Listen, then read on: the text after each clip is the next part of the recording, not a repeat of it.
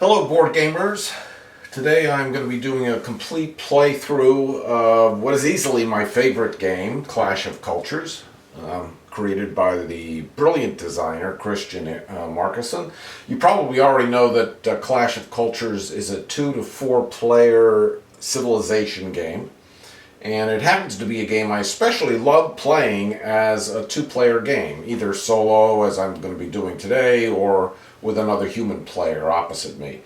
Today I'm going to be recording a run-through of not only Clash of Cultures, the base game, but also the popular Civilizations expansion that was released a couple months ago, I guess.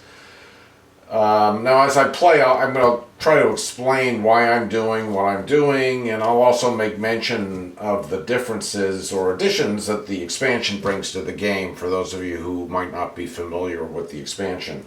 And for that matter, I'm going to try to explain what I'm doing with the base game as well. It's not going to be a complete tutorial. I'm assuming that you have some casual understanding of how the game works, but I'll do my best to sort of go into some detail as to what's going on and why I'm doing and what my options are. What I'm doing, what my options are, that sort of thing.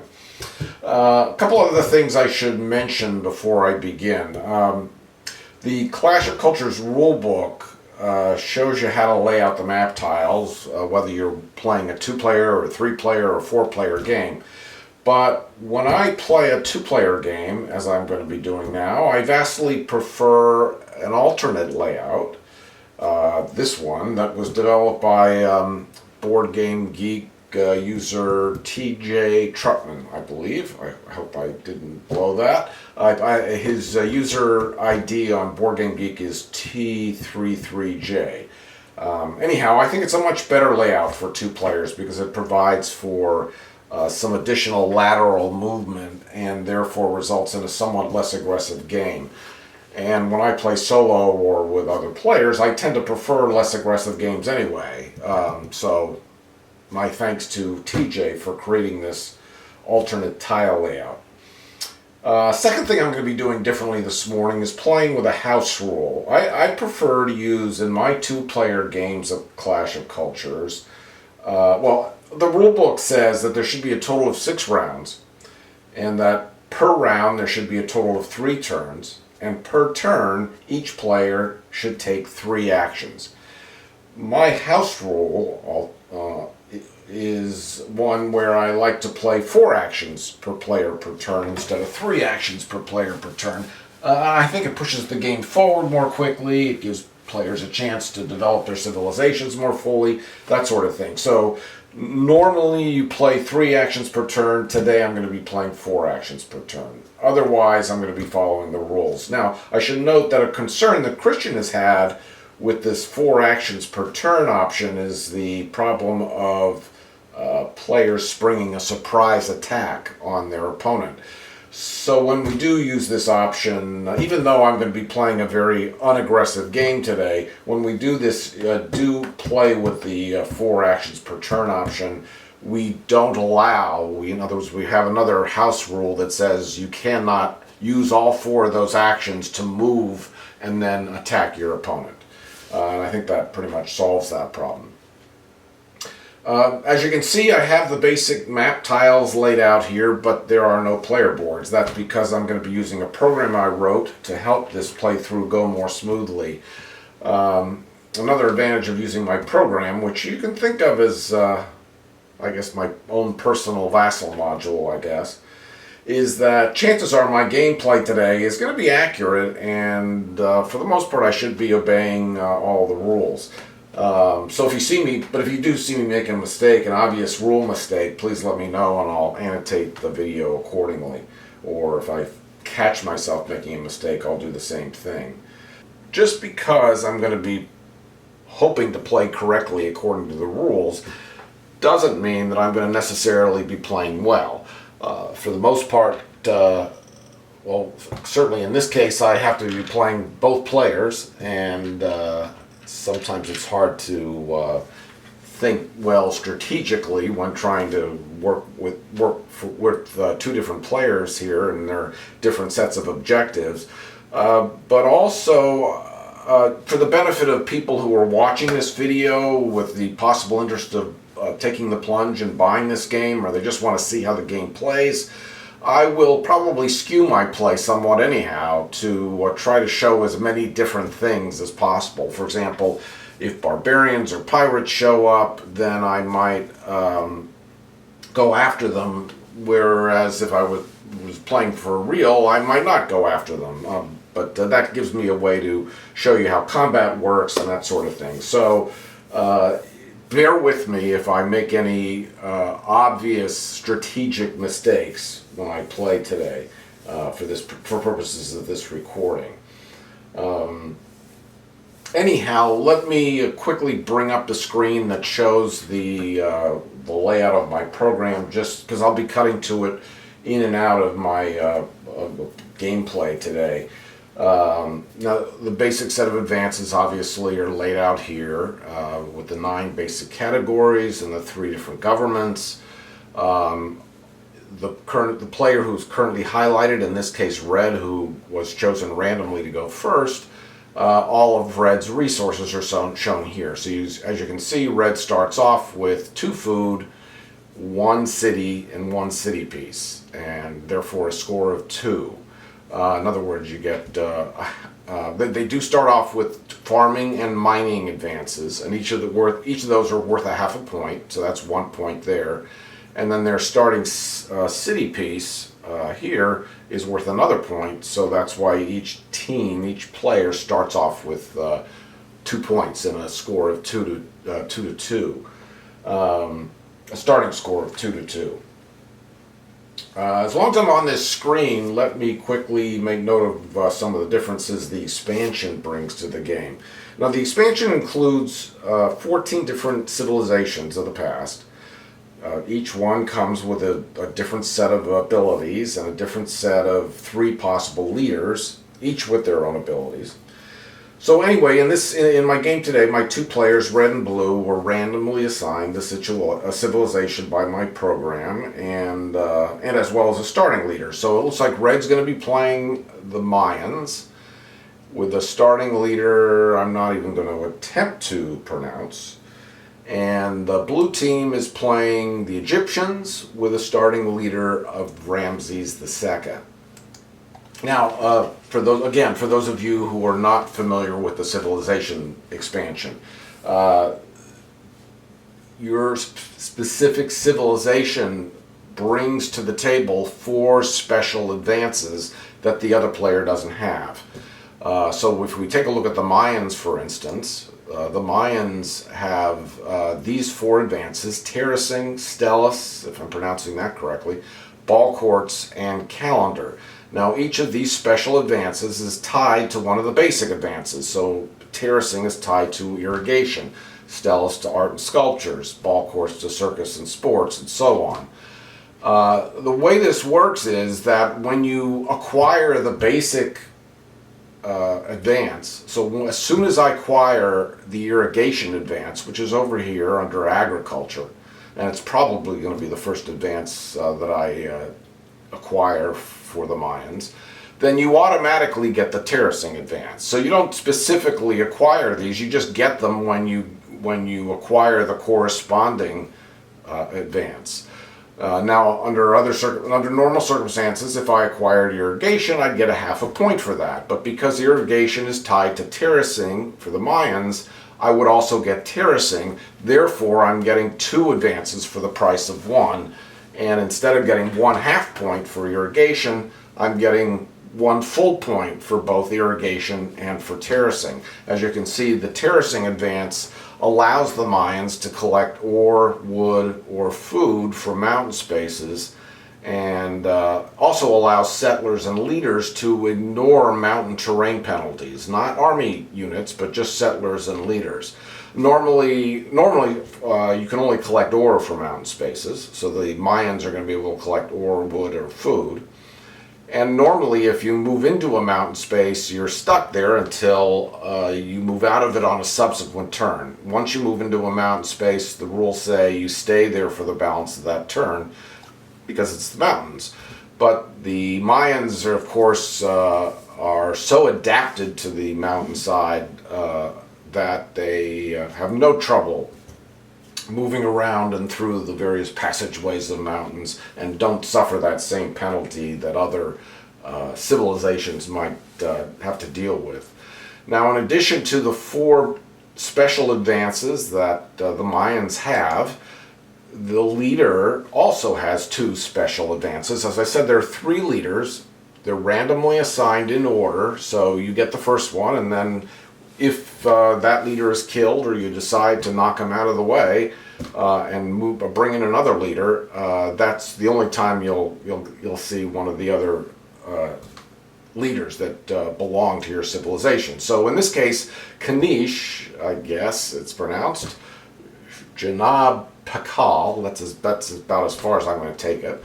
He is one of the 3 leaders of the Mayans, randomly assigned as the first leader, and he has, or she has, 2 special special abilities, I should say.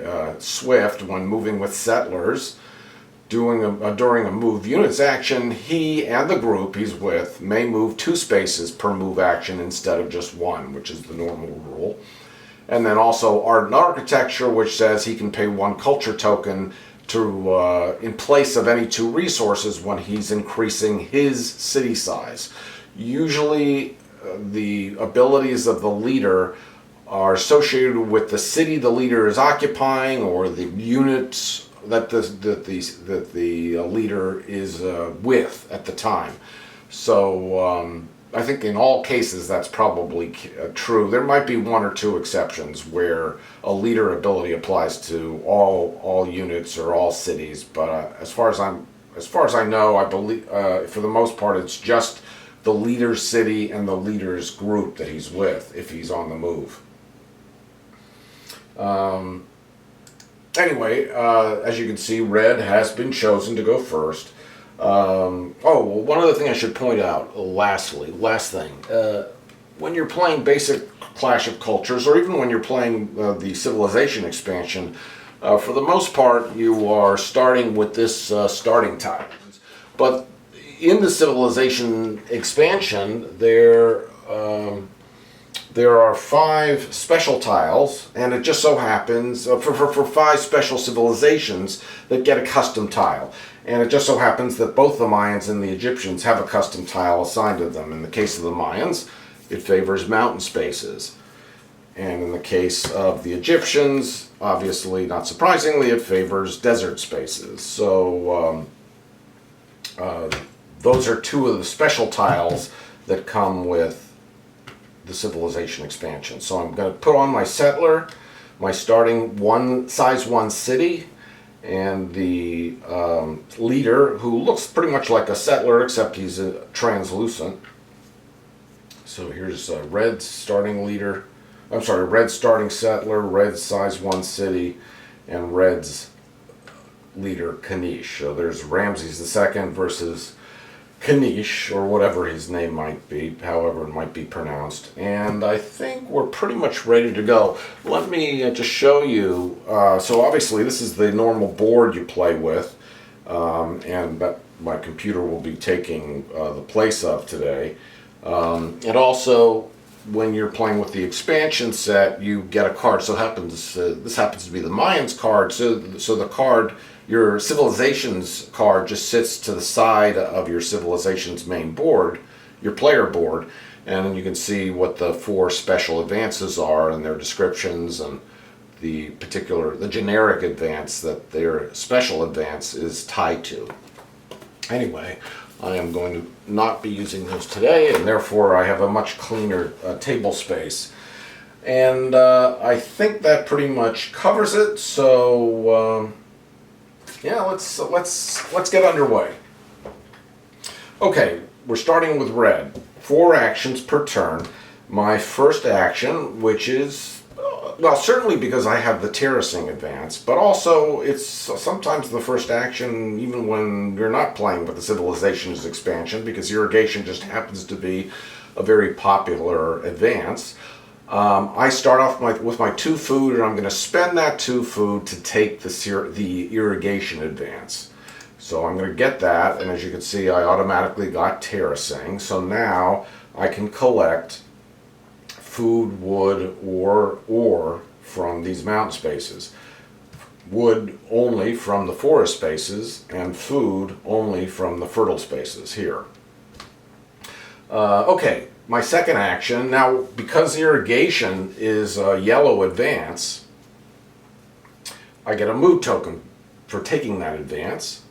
And my second action is going to be a civic improvement action. So I'm going to take this mood token, if you will, and use it to build a park for my citizens, my Mayan citizens, and that's going to make them happy. And therefore I've got a happy city. When you have a happy city, the people of the city will do more for you. If they're collecting resources, they'll collect one additional resource. If they're building units, they'll build one additional unit.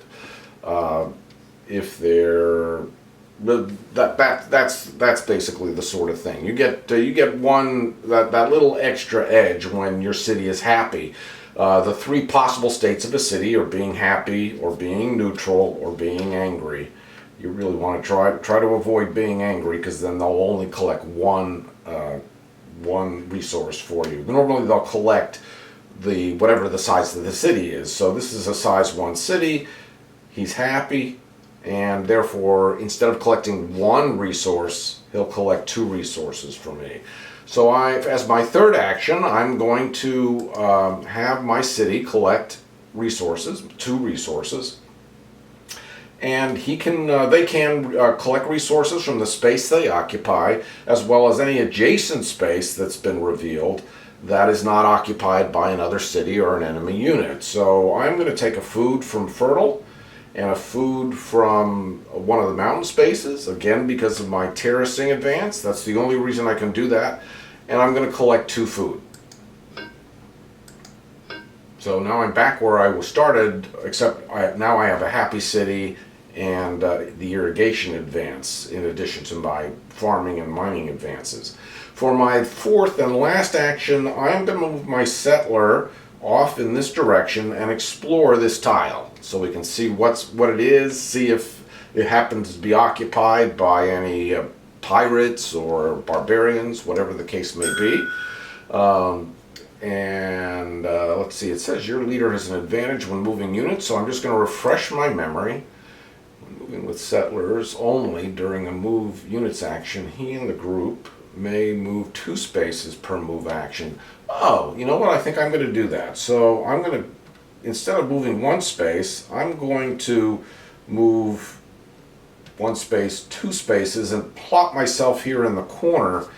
Because if I'm going to set up found a new settlement with this settler, I probably want to do it that's in a space that's 2 spaces away from my current city. Remember, you can't collect resources that are occupied by another city, whether it's yours or an opponent's city. Therefore, if I let my city get created here, then these 2 are going to get in the way of each other when they're collecting resources. So I'm going to get myself maneuvered into the corner here, and now I'm going to explore and see what that tile is. It is a tile that is occupied by pirates. It's this tile here. Any tile that happens to have 2 water space or 2 sea spaces on it automatically is occupied by pirates in one of the sea spaces when you're playing with the civilization expansion. Now I can't orient the tile this way because your units aren't allowed to be in the sea. They don't swim very well. I wonder what they do for vacation. So I have to orient the tile this way, and therefore we're going to have a little bit of water inland here, more like a lake, if anything else. All right. So because this tile is occupied by pirates, I grab a pirate ship, and I can place it in either one of the blue lake spaces, if you will.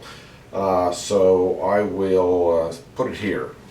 Actually, since I'm adjacent to a lake, and it really doesn't matter whether I put it here or here, I'm going to put it here because that way if I happen to found a city here or build a port on a city here or a city here, I can then build ships, take out this pirate ship if I can, and when you knock off a pirate ship, you can take I think a mood token and a gold as well. So that's something for down the road. All right, so on to Blue's first turn on this side of the board, the Egyptians. Egyptian special advances include floodplains, which is also associated with irrigation, and like the Mayans' initial terracing advance, floodplain says that the Egyptians may collect food or wood from barren spaces. Normally you can't collect anything from barren spaces. If you have irrigation, you can collect food. And if you have floodplains and you're the Egyptians, obviously, you can collect food or wood. In addition, you can the Egyptians can found settlements on barren spaces as well if they have the floodplains advance. And they get the floodplains advance by having the irrigation advance. So like the Mayans, the first action for the Egyptians is going to use the 2 food they started with to acquire irrigation. Again, like the Mayans, that gives them a mood token that they can then use as an action with the civic improvement action to improve the mood of this city and make it happy. That's my second action. My third action, again, like the Mayans, is going to be to collect 2 resources. I'm going to collect a food and a food from one of these barren spaces so I can get myself back up to 2 food.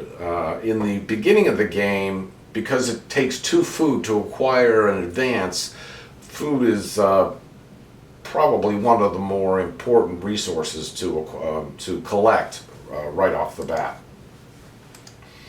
So I'm going to collect 2 food, and for my fourth action, I'm going to let me see what Ramsey's abilities are. Monumental, gain 1 culture token or 2 ideas when he increases his city size by building an obelisk. Okay. And his army gets +2 combat value against coastal cities. Well, I'm not going to be doing any player versus player combat, though I can imagine this would apply to coastal barbarian cities as well. And also his ships get +2 combat value against pirates, so I'll remember that. Let's leave him behind at the capital for now. So I'm just going to move my settler 1 space that direction. The move action says you can move up to 3 units or groups, 1 space only. So I'm going to do the move units action here and do an explore. And again, I get a tile that has 2 water spaces on it and a pirate. So it can't go that way, it has to go this way.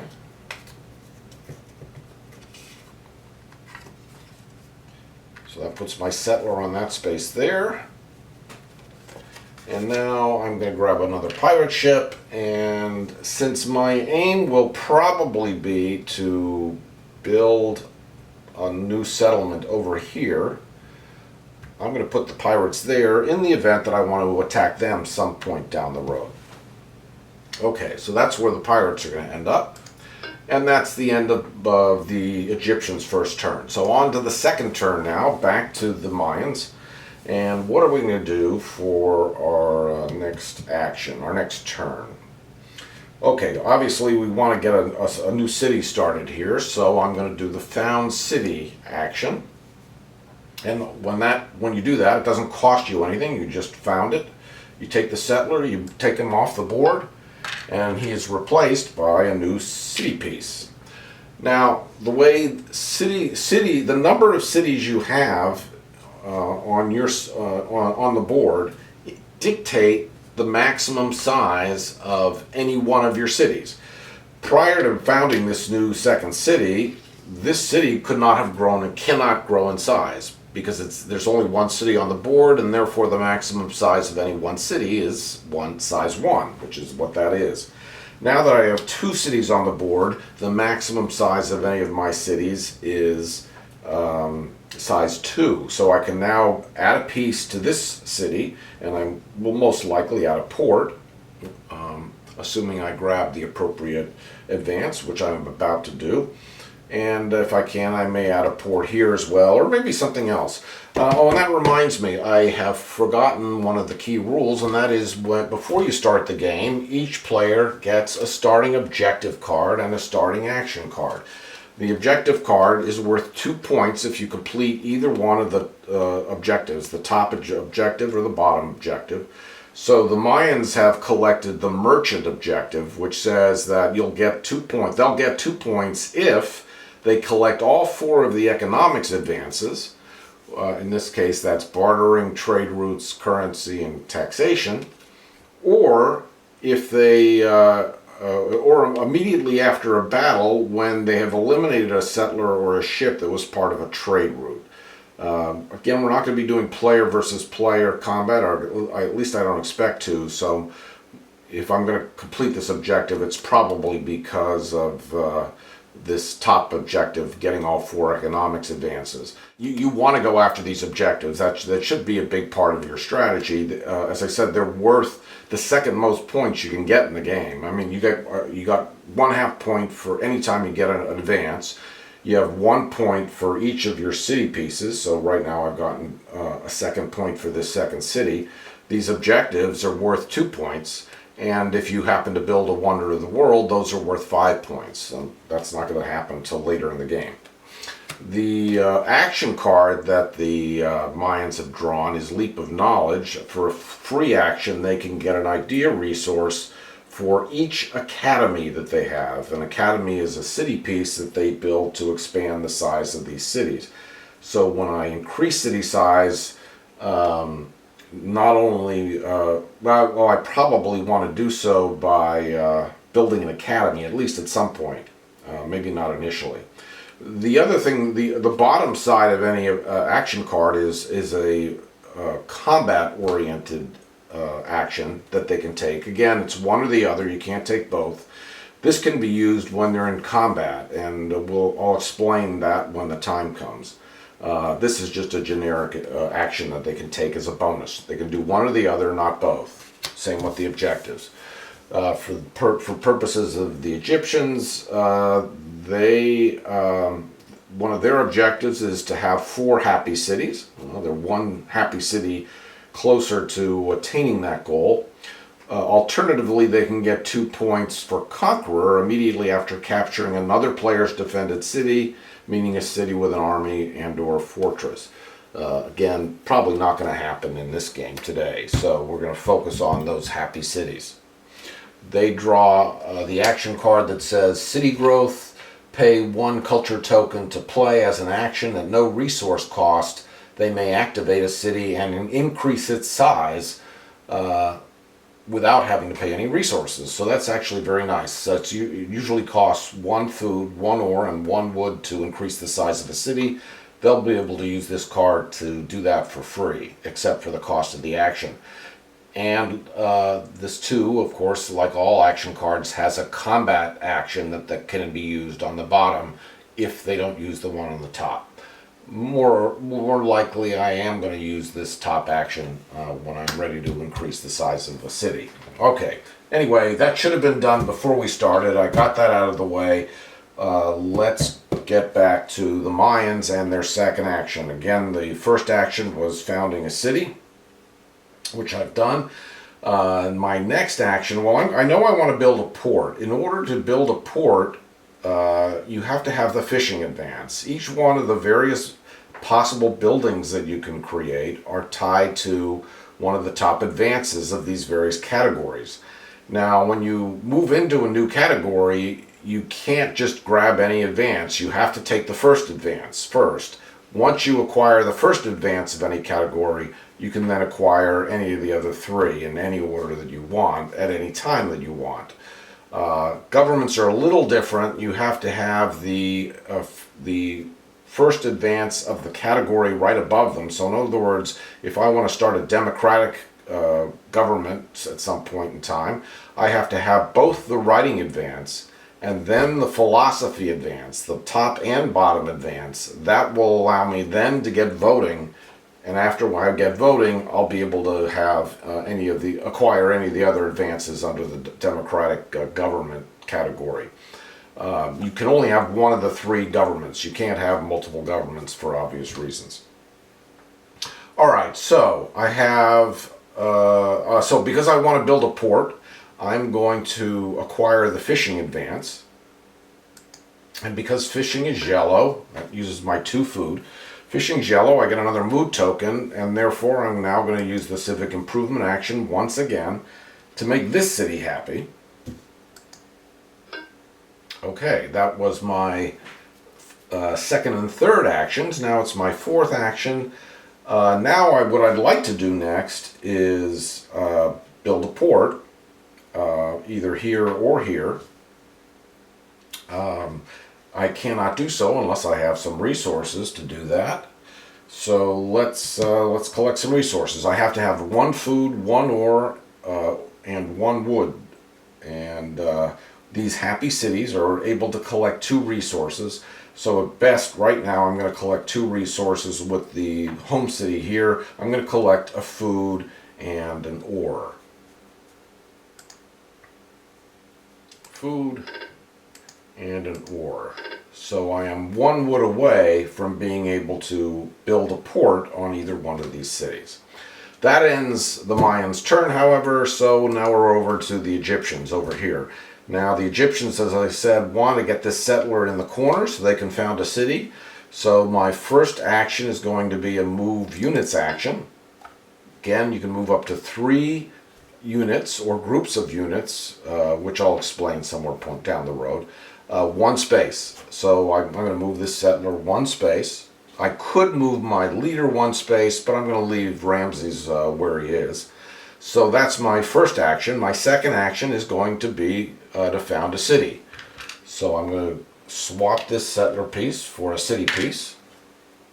And now, again, like the Mayans, I've got two cities. I'm 1 step behind the Mayans because the Mayans had that special ability of Canisius to move 2 spaces instead of 1 when he was on the move there.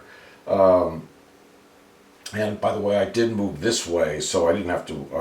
I don't have to be worrying about the way I oriented this tile. Actually, if I had to move this way, I could have had the tile the other way around, but it probably doesn't matter that much. So we're just going to leave that be the way it is. So I have founded a city. And now for the Egyptians' third action, I am going to want to acquire an advance, and I guess port probably will make sense for them as well because they're also next to the sea.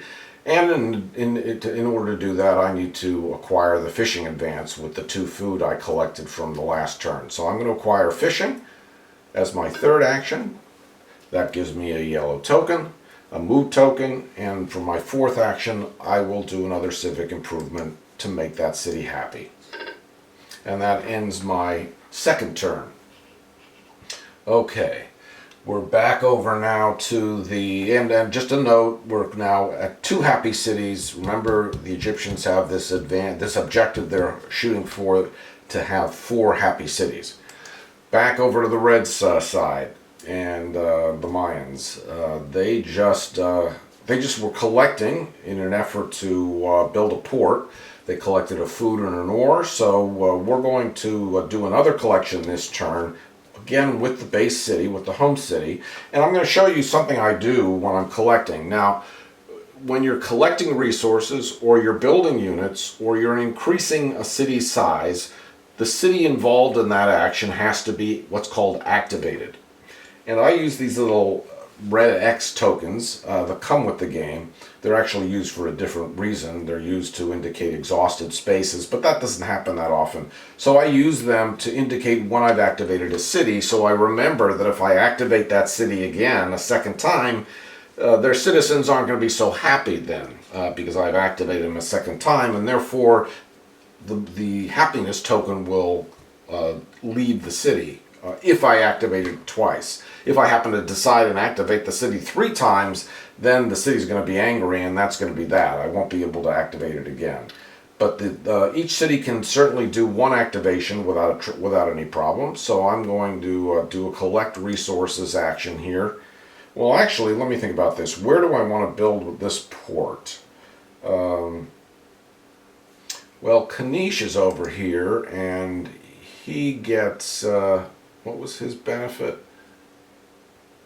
When increasing his city size. Oh, it really had nothing to do with, it was just moving for the most part. So I can build a port here as well as here. So I'm going to collect resources with this city and increase city size with this city. At least that's going to be my what I'm going to be doing initially here. So with the Mayans, I'm going to collect, I need a wood, so I'm going to collect a wood from this space and a food from this space. Okay, that's my first action. My second action will be to activate this city and increase its size. Yes, the leader has an advantage when increasing city size, and once again, it's to pay 1 culture token, which I don't have, in place of 2 resources when increasing city size. So I don't have a culture token. I suppose I could think about doing it. Of course, I went out of my way to collect those resources, so does it really matter?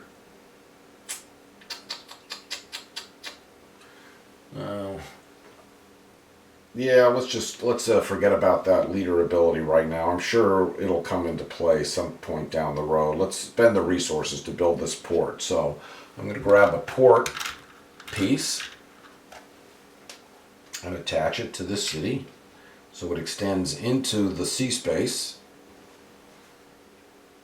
And I'm going to go over here to increase city size, build a port. And now this city has been activated. I just spent 1 food, 1 ore, and 1 wood to build a port. So now I've got this city at size 2. This city cannot get any larger until I add a 3rd city. But I can increase the size of this city to size 2 at some point if I want to. Now, of course, I don't have the resources to do that. I only have 1 food. So what do I want to do for my 3rd action? I guess I'm going to do another collect resources action. Yeah, let's do that. Let's activate this city again to collect resources a 2nd time. This is going to be a 2nd activation, so after this this action, this city is not going to be happy any longer, but I'm going to do a collect resources. And let me turn off the messages so that these don't keep beeping, because I'm not going to forget them easily. So I'm going to go into my messaging options and turn off messages for irrigation and for fishing. Okay. All right. So for my 3rd action, I'm going to collect resources again, and this time I'm going to collect another food and doesn't really matter. I'm going to collect a food and a wood again. So food and a wood. Let me also turn off messaging for multiple activations so it doesn't remind me. I won't have any problem remembering that. I'll collect, okay, so for my 3rd action, I've collected a food and an ore. Now this city is neutral. It's not happy any longer. My 4th action will be to spend the 2 food that I have to acquire bartering. Bartering is not something I usually would go after right away, but because I have this objective that says aim to get all 4 economics advances, I'm going to go in that direction anyhow. So I'm going to grab bartering. Now that gets me another mood token.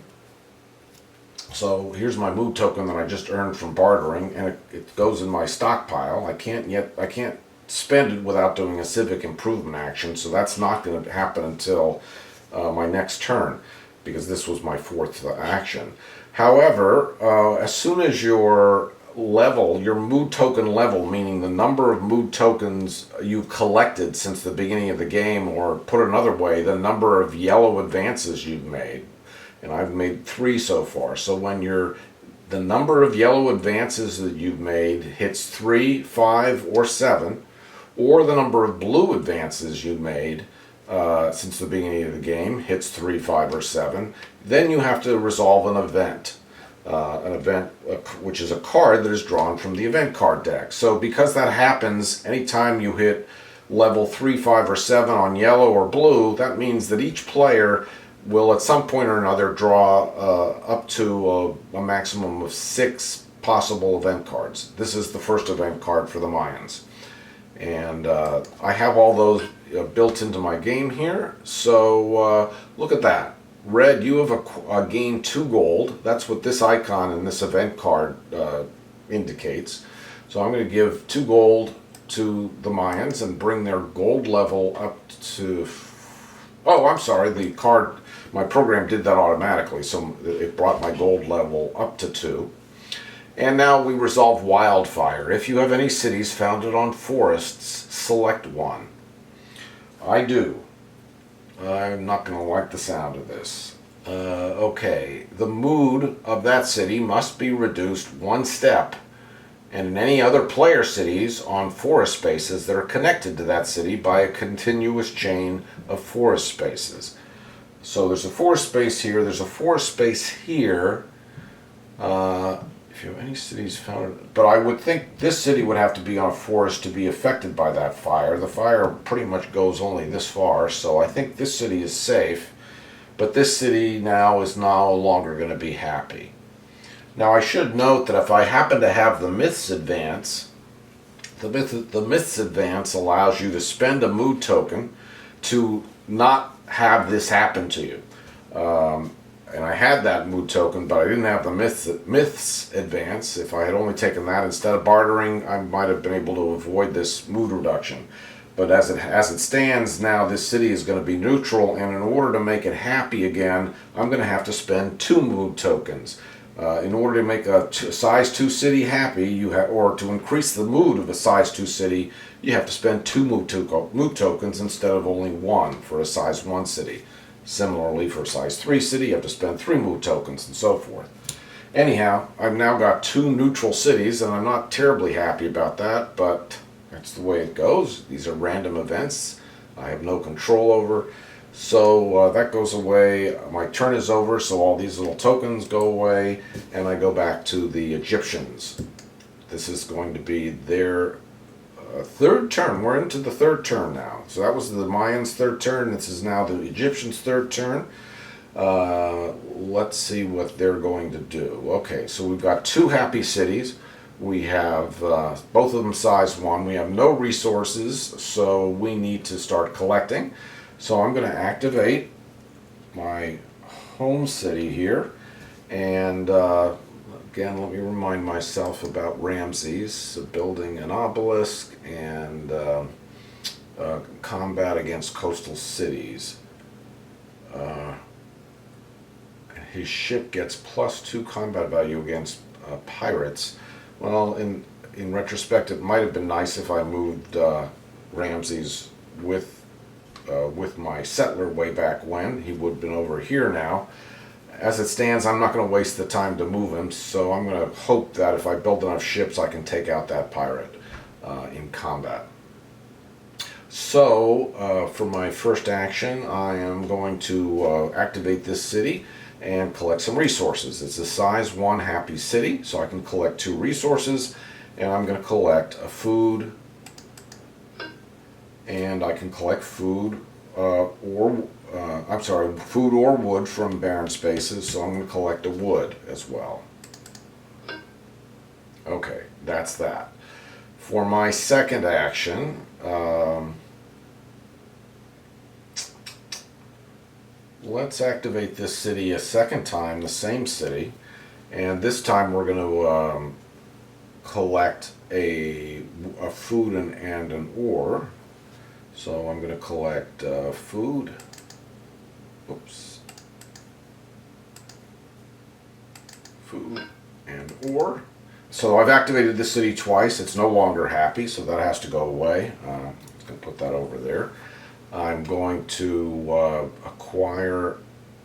I acquired fishing in my last action, and again, I'd like to keep this city happy if at all possible. So I want to acquire another yellow advance. So let's go and grab myths, and that will allow me to build a temple as well.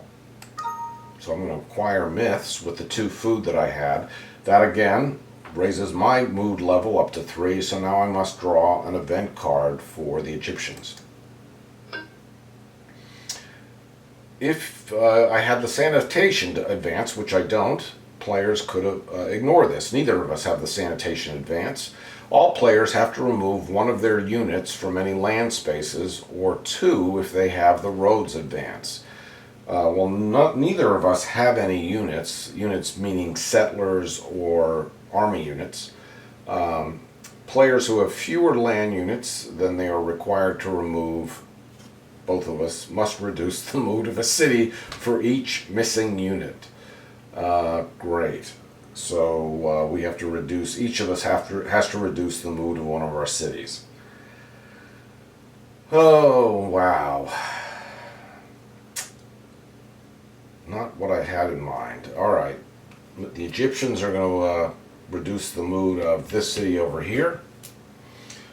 The Mayans have 2 neutral cities. It's going to be easier to increase the mood of this city, so I'm going to take this from being neutral to angry.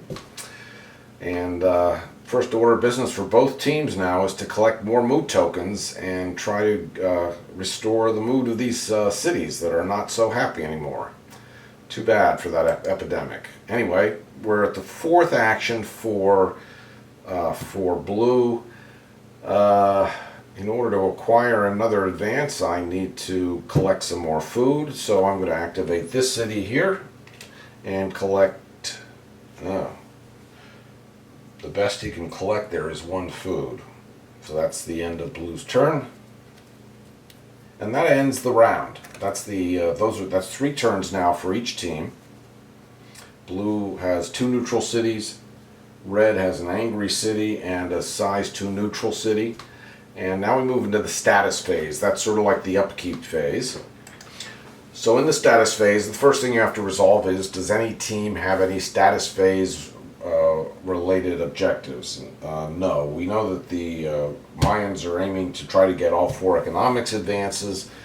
The Egyptians are trying to have 4 happy cities.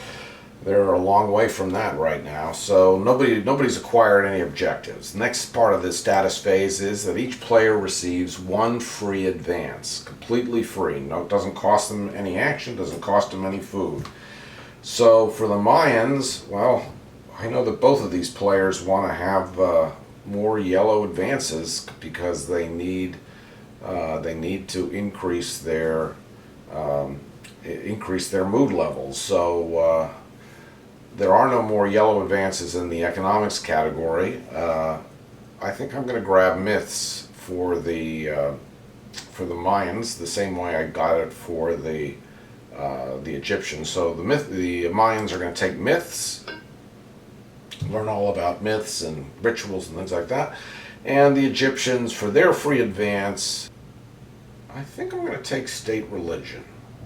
Because as I look down here, both rituals and priesthood, both of which are part of spirituality, drive these 2 special advances in bombing and man god. Now I'm not grabbing rituals or priesthood right now because I want the yellow advance, but I'm going to acquire this state religion, and it looks like if I'm going to start a government here for the Egyptians, it's going to be a theocratic government. Sorry, Ramses, but the high priest is going to have his way with the government. So I'm going to grab state religion. State religion advance says that once per turn you can increase the size of one of your cities with a temple and not have to pay any food. So that's kind of nice. Anyway, we switch back to red, but if I go back to blue, you can see that I now have the state religion advance for the Egyptians.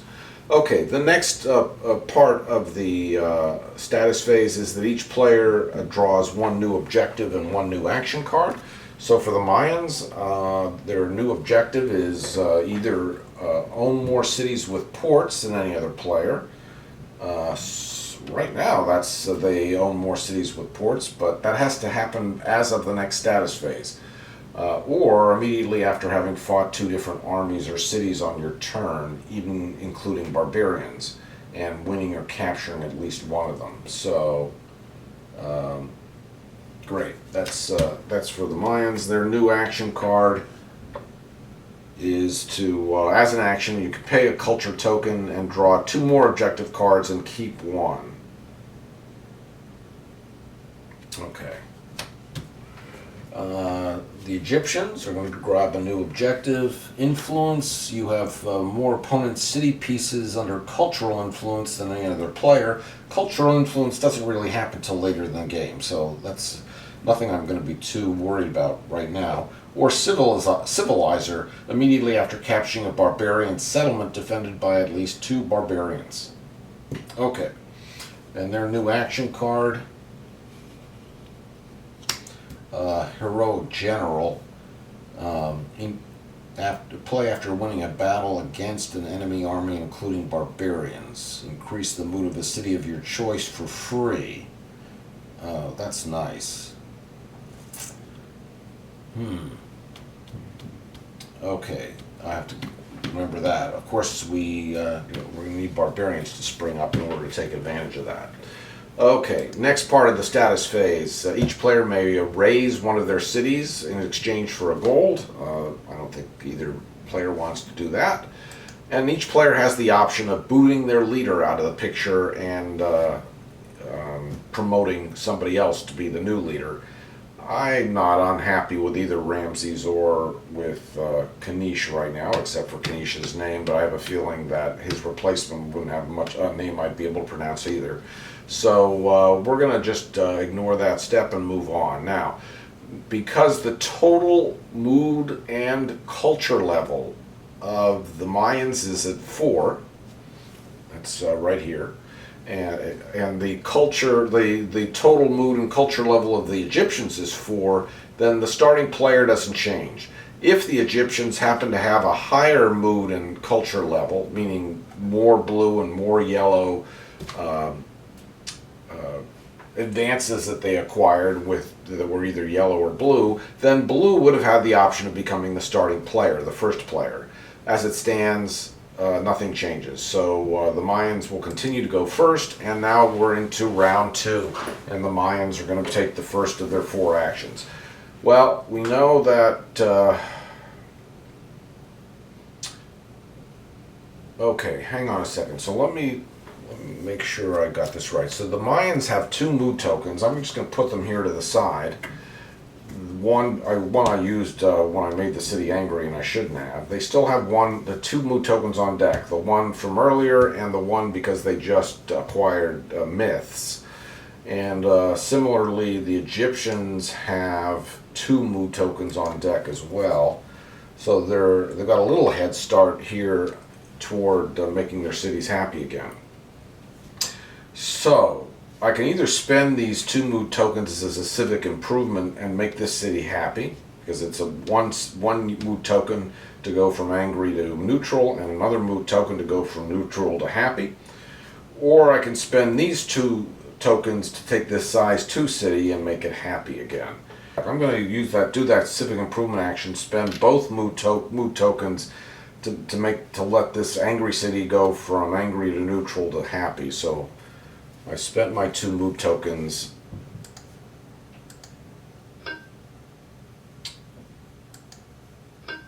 And that takes care of that. So now the Mayans have 1 happy city when before they only had an angry and a neutral city. Okay, now to my second action, and I have 1 wood and 2 gold to my name. Let's increase city size. So I have 2 gold. Gold is a wild card resource that can stand in for food or wood. So with 2 gold and 1 wood, I can increase the size of this city. And right now I have the option of doing so by either building a temple. I could do that because I have the myths advance, or a port again, or a market because I have the bartering advance. The market allows me to build or import elephants and cavalry, and that's all new stuff that's associated with the civilization's expansion, new city piece units and new army units, cavalry and elephants, which I'll explain if I happen. I'll try to see if I can acquire some of them. Do I want to build, what do I want to build here to increase city size? If I build a temple, I'm going to be able to gain a culture token or a mood token. That would be nice.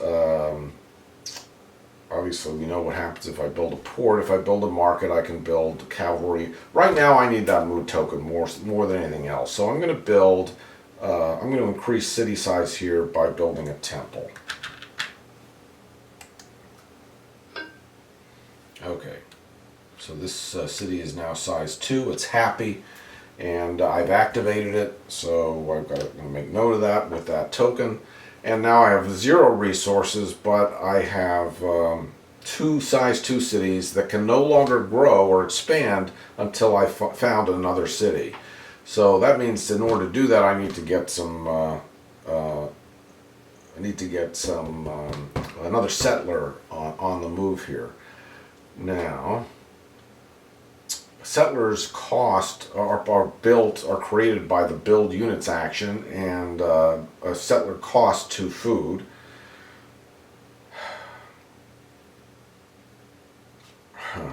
I don't want to activate. I really don't want to activate the city again, because then I'll have a size 2 neutral city. I'm going to be going backwards instead of forwards. Unfortunately, this city can't collect 2 food, and I really need 2 food to be able to do anything. Well, let's just activate this city and do some collecting here. So we're going to activate this city and collect a food and a wood. It's a neutral city, size 2, so we can collect 2 resources. So we're going to collect a food and a wood. Okay. Now it's my 4th action. I've got no mood tokens. I've got 1 food. You know what? Maybe I'm gonna maybe I'll move my leader. If I start moving in this way, I can kind of see what's out here in this land. And I know I'm going to want to be exploring anyhow, so I could potentially use this city to build a settler and get him over here to found another city. Let's do that. Instead of activating one of my cities again and reducing mood, let's just do a move units action and move this move my leader into this fertile space here. Now, if he gets anywhere near any enemy or barbarian units, he's a dead dude. He's unprotected. He's got nobody around him to help him. No army units to defend him. So I've got to be careful. But right now, he's not really in any jeopardy. So that ends the turn for the Mayans. We shoot over to the Egyptians, who have 2 tokens and 2 size 1 neutral cities. They're in a much better position here. So we're going to do a civic improvement action and improve the mood of both of these cities. The rules say that you can do as many of these as you have mood tokens. So I'm going to increase the mood of both of these cities and make them both happy. So that's helpful. All right. Let's see. Looking ahead, we can build a port or a temple when I increase city size. I know I have the Ramsey special benefit of building an obelisk, and we have this card here that says, as an action, I can increase city size without having to spend any resources. So I think I'm going to use that card right now.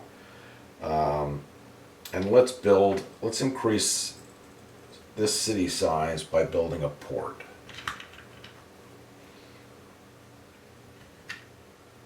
Now, by having a port, well, the fishing advance let's this city, because it's adjacent to, well, it's adjacent to a sea space that's occupied by an enemy, so we can't collect from that space. But if that pirate wasn't there, the fishing advance would allow this city to collect food from that sea space by going fishing. If now, by having a port in that sea space on this city now, again, if that pirate isn't there, this city has the option of not only collecting, of collecting either a food or a mood token or a gold from this sea space. That can be done once per turn. Alright, anyhow, that was my second action. Increase city size by building a port at no resource cost using this action. Okay.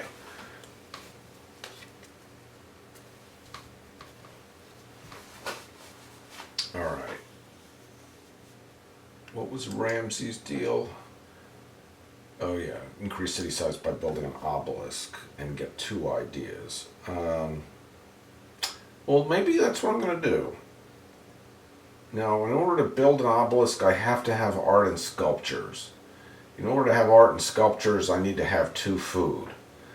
Right now I have 1 food, 2 ore, and 1 wood. And this city has increased its size and now it's considered activated.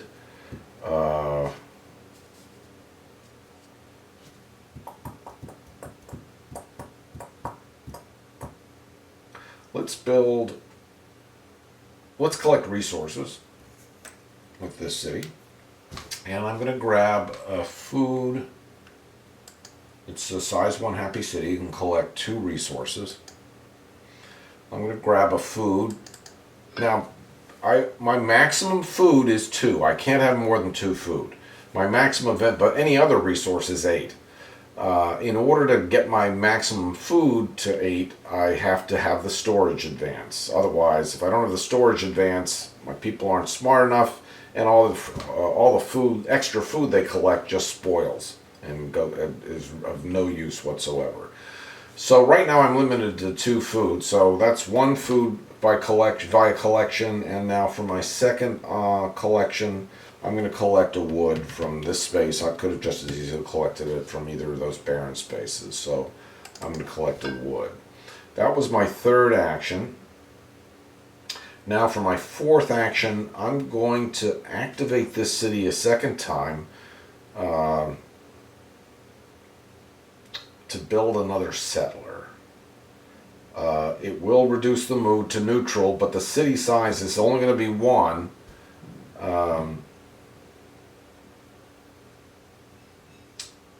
Yeah, let's do that. So I'm going to go here to build units action. That requires another city activation, but the mood won't get reduced until I complete the action.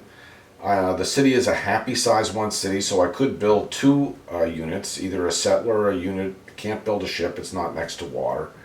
But I only have resources to do one or the other, so I'm going to build a new settler with the intent of getting him out this way to found a 3rd city. So let's go ahead and build 1 unit, a new settler, and he goes here. And that is the end of the Egyptians' turn. They did civic improvement, they increased the size of the city, they collected food and wood, and then they built a new settler. So the Egyptians are in pretty good state. They've got 2 happy cities, one of which is size 2. They have 2 ore and 2 wood in their repositories. They're looking all right. And they've got a settler who's ready to get on the move. Back to the Mayans. All right, Mayans, what are you up to here? What did you do last? Oh yes, we moved the leader here. The idea being to get him over this way. So let's just finish that and get the leader into here and see what's here. So let's do an explore. More pirates. No barbarians yet. Okay, the tile has to be oriented this way. So we see that this lake is pretty extensive. It's one of the great lakes of this map. Okay. All right. So we know what's out there, and we have to put a pirate on one of these sea spaces. This time I'm going to put the pirate out this way, get him a little closer to the Egyptian side of the board. Okay, and now for my second action, I'm going to activate this city to collect resources. And I guess I'm going to be collecting. It's one of the disadvantages of having a city in the corner. No mood tokens. Alright, I'm going to collect resources. It's a size 2 neutral city. It can collect 2 resources. He's going to collect a food and a wood. Okay. Now I have 2 food and 2 wood. And I know I want to get some more mood tokens so I can get this guy happy again as quickly as possible. Okay, so we collected 2 food. The question is, do I want to spend it to build a settler, or do I want to spend it and get some mood tokens? Let's get that settler so we can get a 3rd city going, because until we have a 3rd city, we can't increase the size of either one of our cities. So we're going to go to build units. We're going to activate this city, and we're going to build 1 settler. Again, that's about, well, it's not, yeah, that's all we can afford. We have 2 food and 2 wood. If there was a port here, we could have built a ship, but then we'd go into combat one ship against 1 ship, which are not great odds. So we're just going to build 1 settler. Plop him right there. And for my 4th action, we're going to get him moving again. Now, he could have moved 2 spaces if he was with the leader. Unfortunately, he's not. So, let's go this way and see what's on that space. So, move units.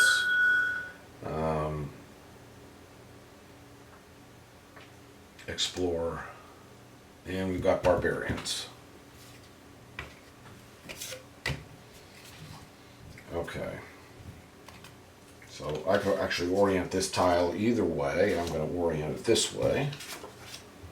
My settler is on this space here, and the barbarians will appear on one of the other fertile spaces. So I take a barbarian city and a barbarian army unit, and I either put them here or I put them there.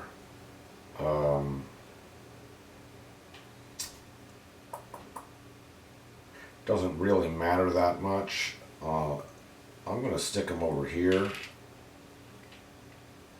But I'm still prone to have them attack me, so I'm going to either need to think about building some army units or putting a fortress there as quickly as possible to defend that city. Okay, that ends the Mayans' turn, so we're back over to the Egyptians.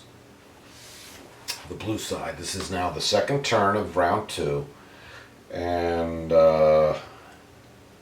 we just built a settler.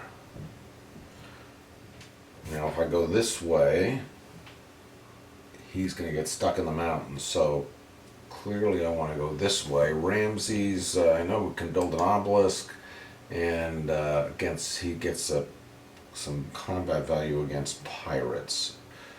Well, then maybe. No, that's only if. Alright. I'm going to leave Ramses where he is. I'm going to move this settler this way, and we're going to explore again. More barbarians.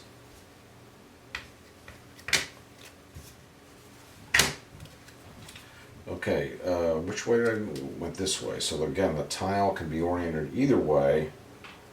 Do I want them on wood? I think I want wood there for some variety.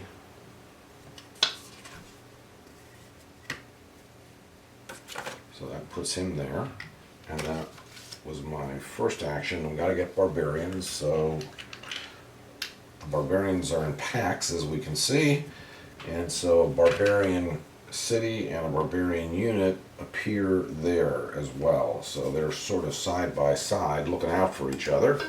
And now it's going to be the Egyptian's second action. Let's get him continuing to move. So he's going to move this way and explore that area. Fortunately, it's a peaceful tile. Okay, so we can go this way or this way. With the preference is to have the water on the outside, which is on the outside either side. So I'm going to put him, orient the tile this way. And put that settler there. And now it's my third action. Let's activate this city here. It's size 2 and it's happy. It can collect 3 resources. It can only collect from these 3 spaces, so that's an ore, a wood, and from here I'm going to collect a food. So food, an ore, and a wood. That puts me at 1 food, 3 ore, and 3 wood. It's my last action. Let's increase the size of that city. Increase city size. It's a size 1 city. It's happy, and I can either construct a temple. I can't construct a port, so I have to construct a temple. A temple allows me to collect 1 mood or culture token when I do that. So I'm going to construct a temple and take a mood token.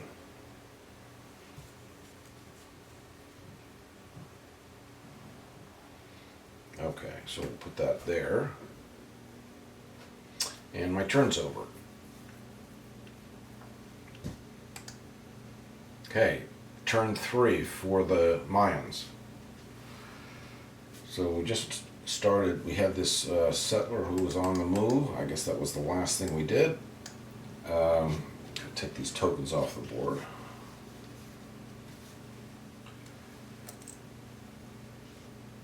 I've got no mood tokens, I've got no food, and I really have to think about trying to make him happy at some point. Let's collect some food in quantity. Well, most I can collect is 2 right now. So let's activate this city. It's size 2 and it's happy. And therefore I can collect 3 resources. I can't collect 3 food because I have 0 food and I can only have a maximum of 2 food. So I'm going to collect 2 food and an ore. Food, food, ore. Okay, that's that. With that 2 food, I think I want to grab storage and not have to worry about this 2 food limit, and that will get me another mood token. So let's get storage. So what do we get? An epidemic. Players with the sanitation advance may ignore these effects. Oh God.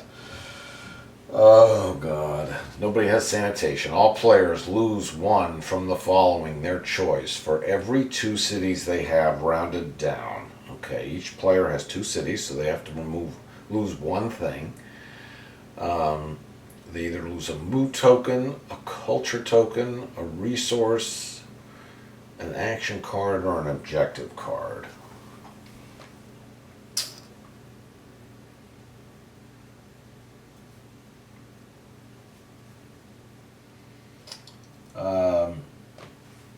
I think it's probably just as easy to do, just get rid of a resource for the Mayans. So let's get rid of 1 of the woods for the Mayans.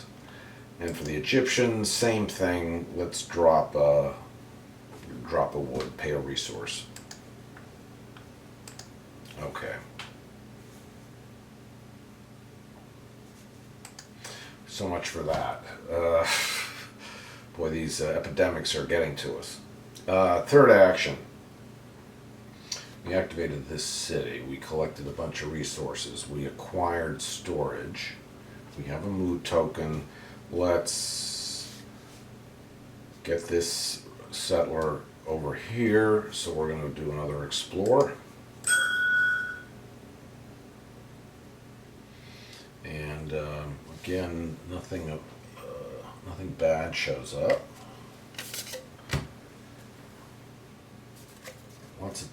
Lots of mountainside over there. So let's orient the tile this way and put him here. Now I could either found the city here. I think I'm better off founding it there than I am here. Boy, I would like to know what's here though. Maybe I should have gone there first. No, it's too late now. All right, let's not worry about it. Fourth action, let's found a city here.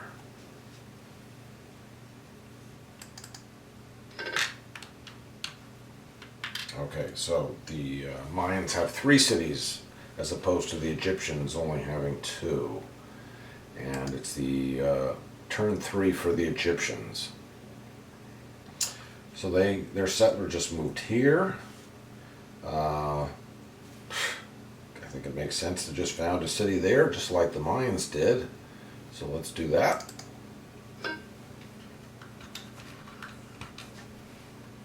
That's my first action. They have a mood token, so they can spend it and do a civic improvement action and make that city happy.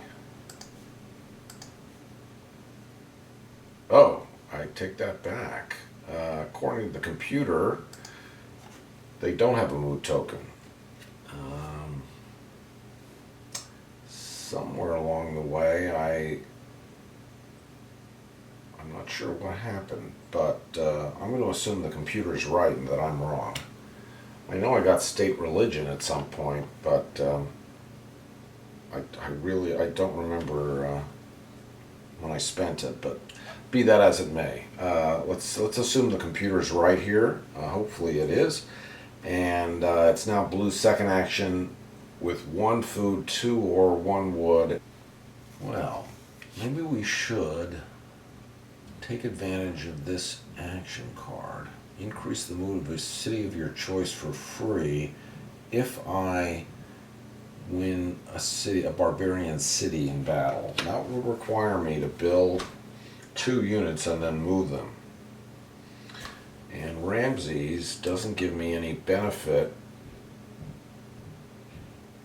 He only gets a combat benefit against coastal cities, which, well, that is a coastal city. Huh. Alright, so we're going to have Ramses lead the charge, and hopefully they won't get swallowed up by the water that's nearby here. So we're going to take advantage of that Ramses benefit. Maybe I can make do with just one army unit then, instead of 2. The way combat works is that you roll 1 die for each of your army units. So the barbarians, if I go against the barbarians here, they will roll 1 die. And if they rolled a 5 or a 6, they would get a hit. Yeah, I'm going to need to have 2 units in case one of my units gets hit. So I'm going to activate this city over here and collect some resources. That's a size 2. Happy city can collect 3 things. And we're going to collect food, ore, and wood. Okay. Now I have enough to activate this city and build units. This city is a size 2 happy city. It can build up to 3 units. It does not have a market, so it can't build elephants or cavalry. So I'm just going to build 2 army units. 2 infantry. Each infantry costs a food and an ore, so that takes 2 food and 2 ore to do that. Oh yes, that's right. Unfortunately, they can't move until they have the tactics advance. Army units can be built, but they can't move anywhere. You have to have the tactics advance. That's over here. So I'm going to need 2 food to collect that. So it really didn't matter whether I built the.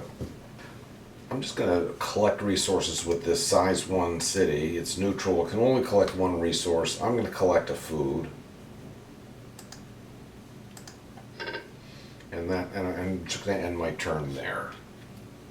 So let's take these tokens off the board. That ends round 2. Any completed objectives? So the answer is no. Nobody has any completed objectives. Okay. Each player gets a free advance. Okay. Well, we know that the Egyptians are going to want to get tactics. That's first on their agenda. So, but in the meantime, let's do the Mayans first. Mayans have 1 mood token. That's legitimate. We would like another mood token to make either this city happy. So we would have to go for a yellow advance. And there's really no obvious yellow advance at this point unless we grab husbandry. Husbandry allows you to spend a food to collect from land spaces that are 2 spaces away from a city. You can do that once per turn. Let's do it just for the mood token. So I'm going to grab husbandry for the Mayans and get a second mood token over here. And for the Egyptians, we want tactics. So that's going to give them a culture token. One of those. And they get spent on other kinds of things. One of which, is sometimes actions, for instance. They don't happen to have any right now, but they may get one right now. The next part of the status phase that each player grabs a new objective and a new action. So we have get all 4 advances in any government category, or after capturing a barbarian settlement defended by 2 barbarians. And mercenaries, as an action, use barbarians to attack another player's city. Both one of your cities and the target city must be within 2 spaces, so that's not anything that's immediate either. For the Egyptians, all 4 science advances are after capturing a player's city with an army attacking from a ship. And an action card that says after declaring a cultural influence action, that's not happening anytime soon. Okay, that's that. Neither player is going to destroy one of their cities. Neither player is in any particular rush to kill off one of their leaders. So we move into round 3. And red, their level's at 6, blue's level's at 5. There's no change in starting player. Red goes first. Alright, well, we're here again with 2 mood tokens and the need to increase the mood of a city. They don't have anything that allows them to do that for free, so let's start by doing a civic improvement over here and making this, spending 2 mood tokens to make this city happy.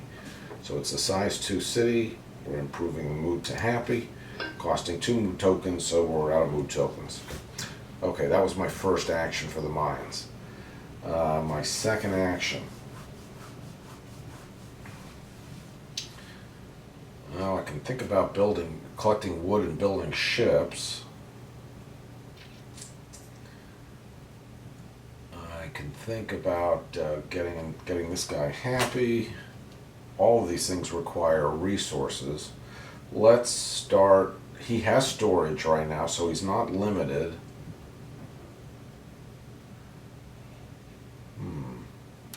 Okay, you know what? Let's activate this city. It's size 2. The Mayans have 1 ore and 1 wood. I can activate this city. He's size 2. He's happy. I can collect 3 resources, and I can collect 3 food. And that is going to allow me to spend 2 of those food to acquire an advance, and also have a food left over to increase city size somewhere. So let's move in that direction. So we're going to acquire 3 food. Okay, that's my that was my second action after the civic improvement. For my next action, I would like to spend 2 of those food. I would like to spend them to get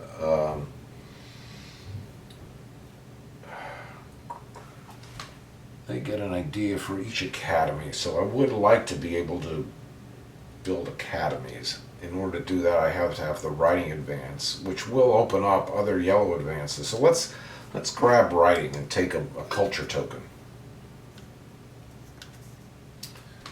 Okay, so that leaves me with a food, an ore, and a wood, and an option to increase city size. That might be the way to go. Okay, let's activate. Oh, that's my last action. So let's activate this city. It's size 2. It's happy. Collect 3 things.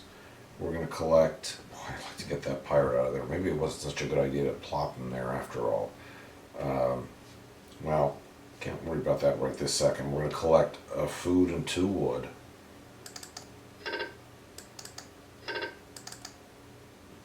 Okay. And that puts me at 2 food, 1 ore, 3 wood, and the end of my turn, so I can't do anything more.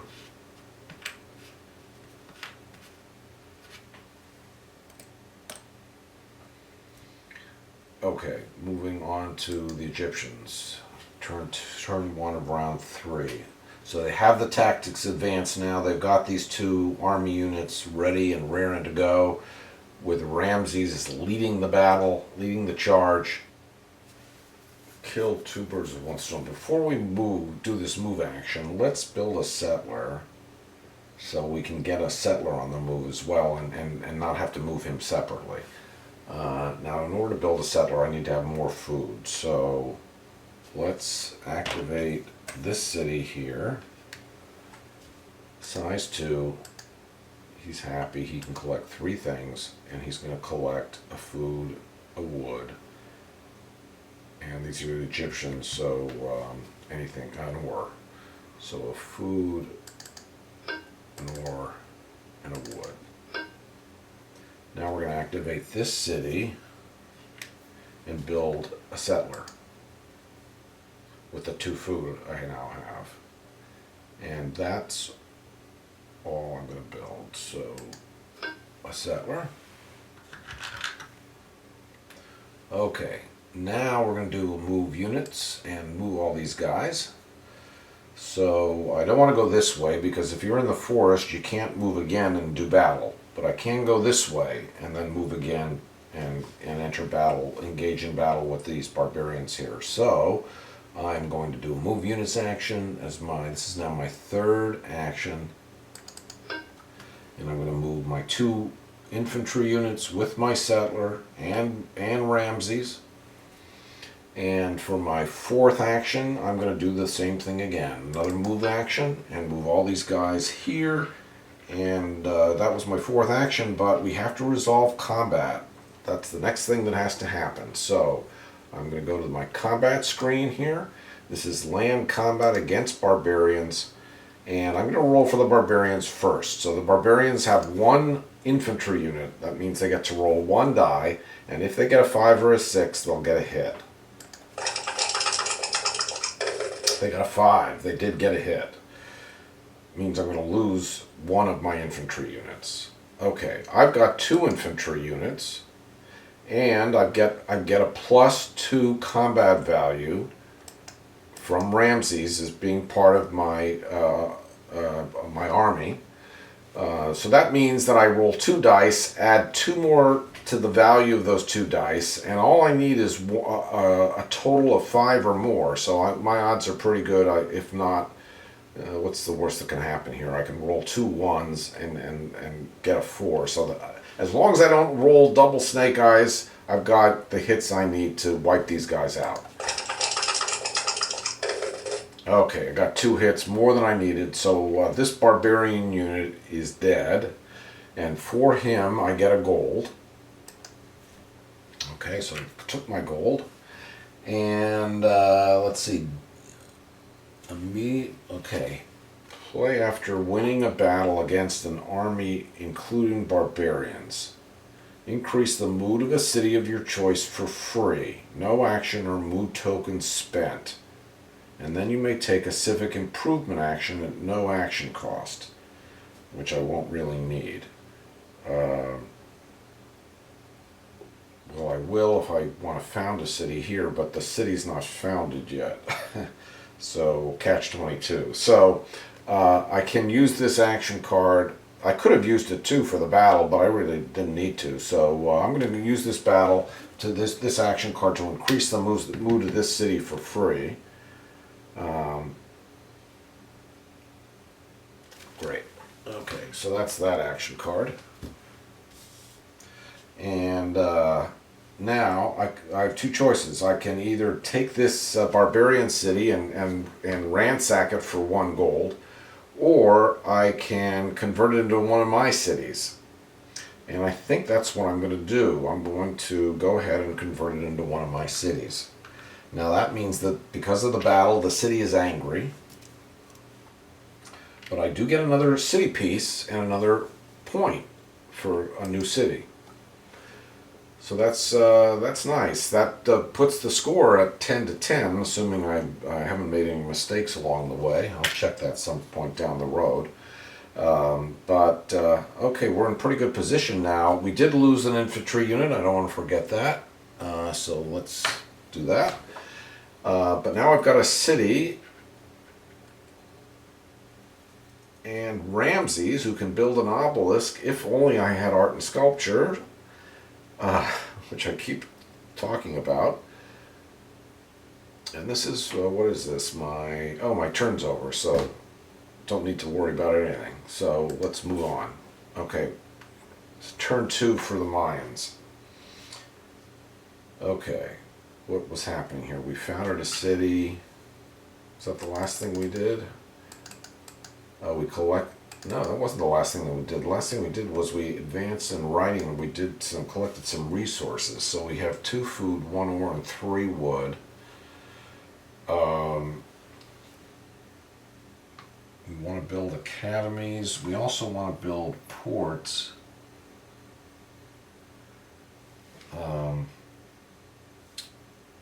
Yeah, let's go ahead and build that port. We're not going to tell the Egyptians why we're doing it.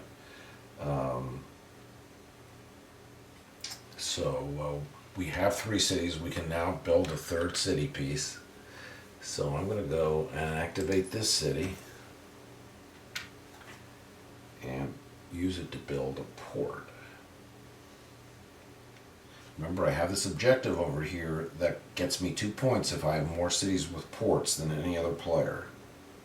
So we're going to build a city with a port.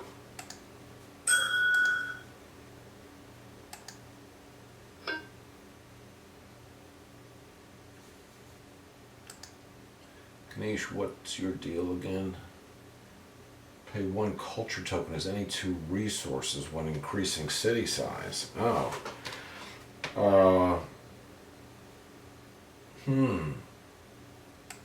You know what? Maybe that's something I should consider doing. Oh, wait a minute.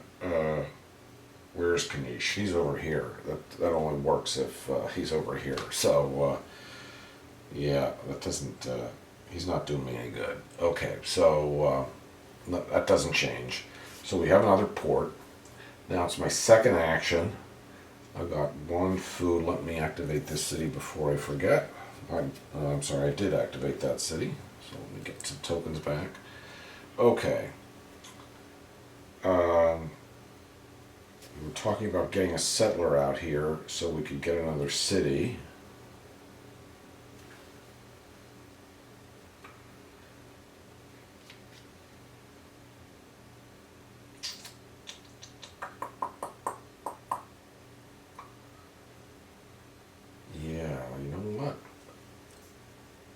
Let's activate this city and collect. This is size 2. And we're going to activate and we're going to collect again a food and 2 wood. Food, a wood, and a wood. Okay, I've got 2 food, 4 wood. I could think about now building 2 ships with the 4 wood I have. Each ship costs 2 wood, and with those 2 ships I can knock that pirate out once and for all, and get some stuff for killing him. All right, let's do it. So I'm going to go and activate again and build a settler.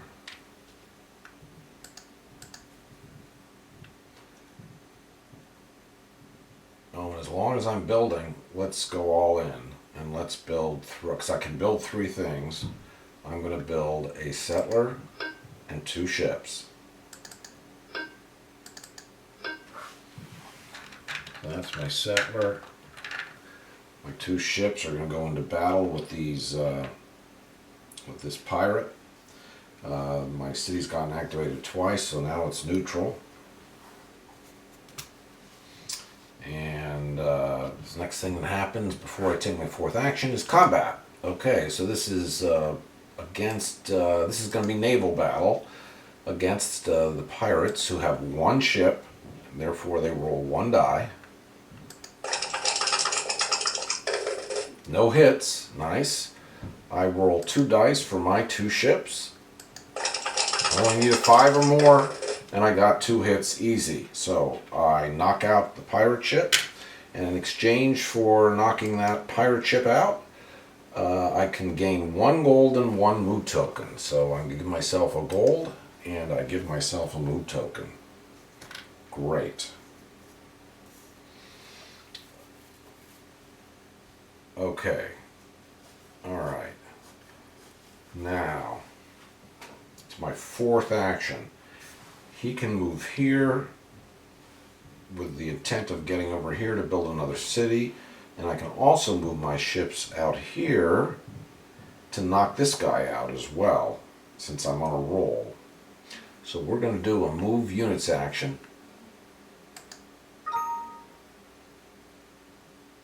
Oh, sorry, can't move these ships. My program's reminding me that the ships have been in battle and they cannot move again this turn. That's okay, because I know I have to move my settler 2 spaces anyway, so let's just move the settler. So he goes there. And that ends my my turn. And now we're back over to the Egyptians. This is turn 2, round 3. What did you just do? Oh yes, we just had a battle here. We have lots of resources, but we need to build, and we have a gold and an ore, so I could rebuild. We could build up and get another. Yeah, let's stay on the move. So let's let's activate this new city of ours here. That's angry, so, but it allows us to build 1 unit, and so we're going to build an infantry unit with a gold and an ore. I should have noted it was size 1 angry, limited to 1 unit, but I know that, so I won't break that rule. So now I've got 2 army units again, and once again, they're all moving off in a move action here. And once again, we've got another battle. So, combat against the barbarians. The barbarians have 1 infantry unit, and they roll a 2, no hits. I have 2 infantry units and plus 2 combat value for Ramses leading the charge. So I'm in pretty good shape to knock these guys out. Easy. So he goes, and I get a gold for him. And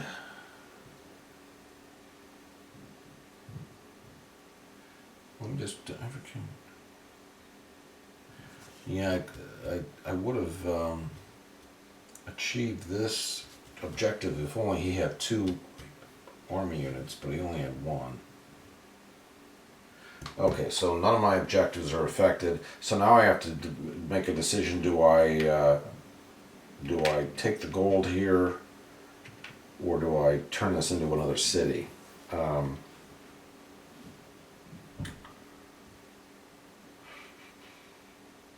I don't. I think I'm going to take the gold. So we're going to take the gold and ransack this city. And now I'm going to move one more time. Oh, sorry, they were in combat. They can't move again. Okay, so they're stuck where they are for the moment. But my plan is to move them here or here. The mines are certainly going to get nervous, but I have them all together, and I might as well use them to found a new city out here, and then use Ramses' obelisk. The one thing about an obelisk, which is again a new city piece, an obelisk cannot change color. So if I build an obelisk by increasing my city size, then that cannot be used. The mines will not be able to try to culturally influence that obelisk. But I'll be in a position to start culturally influencing them. So, yes, and I have an objective about cultural influence. So this is all part of my plan here. Anyway, these guys can't move again for the moment, so they're stuck. It's now my third action. I've got 1 ore, 3 wood, and 2 gold, and these cities are happy. I have no mood tokens, but maybe it's time. I don't really have anyone who's looking to attack me right away, so I don't have to worry too much about building a fortress. A temple allows me to gain a mood token, and I know I could use a mood token, so I'm going to build a temple.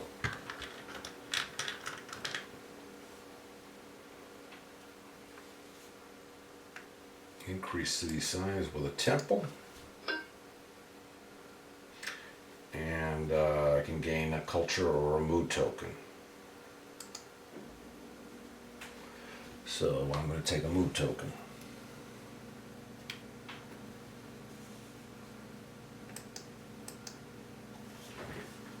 Oh, you know what?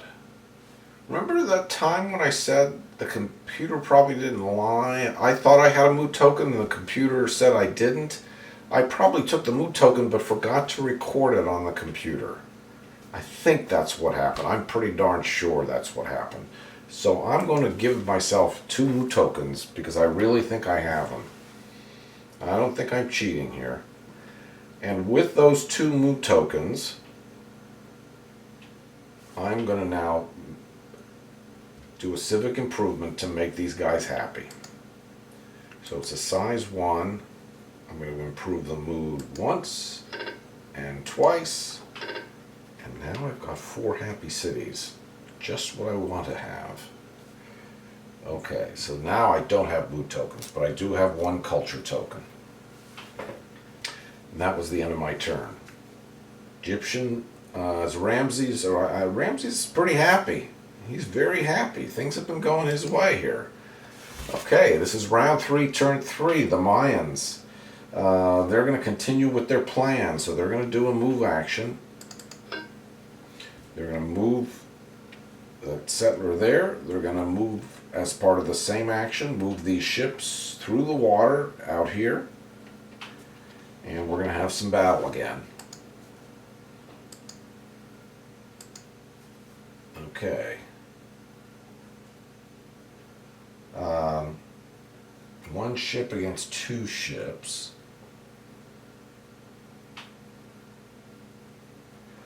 I could use an action card, but I think 1 ship against 2 ships, I think my odds continue to be good, so let's go for it. So, oh, I can't play an action card. I don't have tactics. I can move ships, but I can't move other army units. So I'm going to roll one die for the barbarians, for the pirates rather. They rolled a 1, no hits. I have you got 2 ships. I roll 2 dice. I got 1 hit. That's all I needed. The pirate ship is gone again. I get a gold and a mood token for that pirate ship. Puts me at 2 mood tokens now. Oh, well, here we go again. The computer says I have 1. I think I have 2. Let's assume for the moment that again I made the same mistake, and this way I feel even Steven. So let's give the Mayans 2 mood tokens as well. Okay.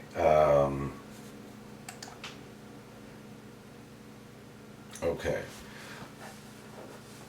With those 2 mood tokens, this is what my second action. So these tokens actually never got removed from last time, and neither did this.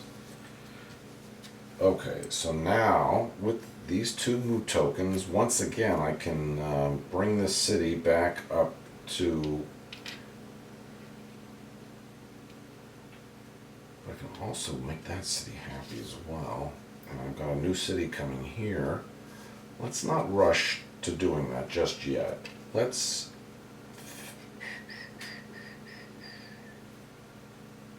found this city here. So he goes away and he gets replaced.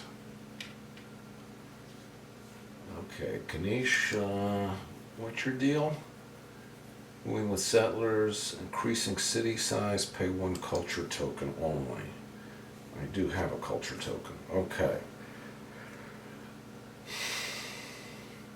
My third action.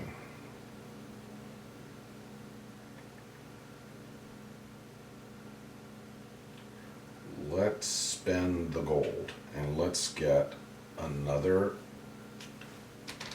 advance in education. I know oh darn, you know what? Trade routes makes more sense right now. I've got 2 ships here. Those ships are in position to engage in trade with cities that are within 2 land spaces. And if I have trade routes, I can gain a food for each one of those ships that engage in trade routes.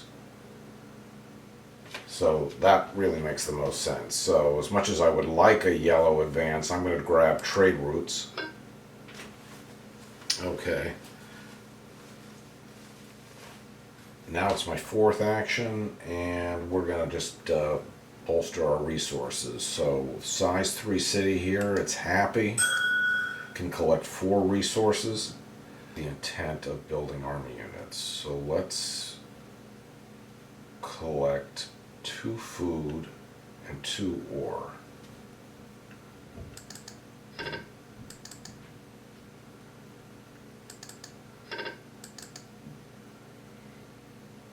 And that's my last, that was an activation, but that's my last turn, so I don't really need to put the token there. And that's my last action rather. And that's gonna, oh, we're gonna now do turn 3 for the Egyptians, and then the round will be over. So now the Egyptians are behind. The score is 12.5 to 11, assuming my city piece counts are correct. But they know they've got some objectives coming up. They don't know about the Mayans having some objectives coming up. So let's continue with our plan and do a move action. And move all these guys here.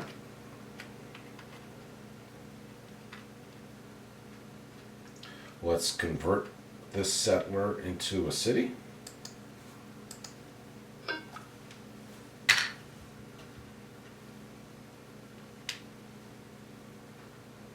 We have 2 gold and 2 wood. Now, I don't have art and sculptures. I need to get that. I'm going to get it right now.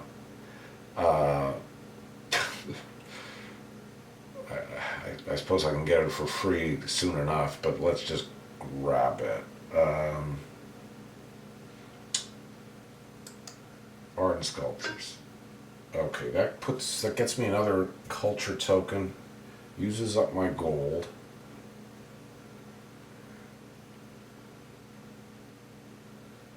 I can spend a mood token, make that city happy. Well, wait a minute. It's my last action. I can't collect the resources I need to increase the size of that city right now, so we might as well just make it happy. So let's, oops, I'm taking from the wrong pile. I don't have mood tokens. This is the blue. I'm over this side of the board. I'm on this side. I don't have mood tokens. I can't make that city happy.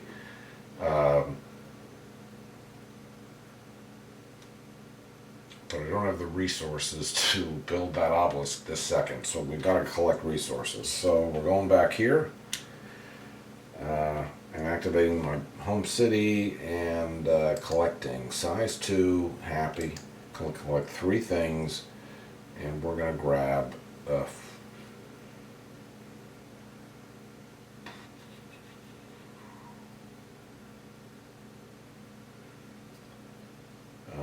I should do what the Mayans did and get him out of there finally. Let's collect a food and 2 wood. Even though I could really use 2 food, but let's grab a food and 2 wood. Okay, thus ending the turn. So let's put all the tokens back. And round 3 is now history. So here we go. It's the status phase. We're going to do red first. Now, according to the computer, the red has 4 cities and 7 city pieces. 1, 2, 3, 4, 5, 6, 7. Correct. And 4 cities. All right. So their score is accurate, and they completed objectives. Okay. They don't have all 4 economic advances.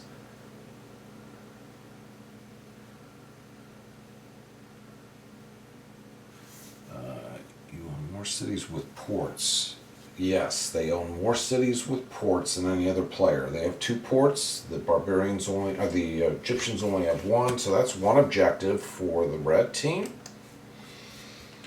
We have all 4 advances in a government, and after capturing, so that they get 1 objective. Turning over to the blue side. According to this, they've got 5 cities and 8 pieces. 1, 2, 3, 4, 5 cities. 1, 2, 3, 4, 5, 6, 7, 8 pieces. That's all correct. Objectives. They have 4 happy cities. An objective for them.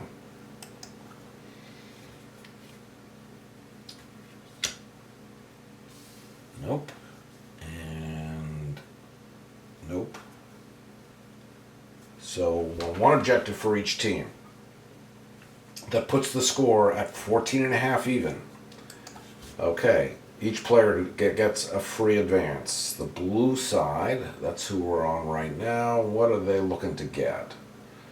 Well, we know they want to have all 4 science advances.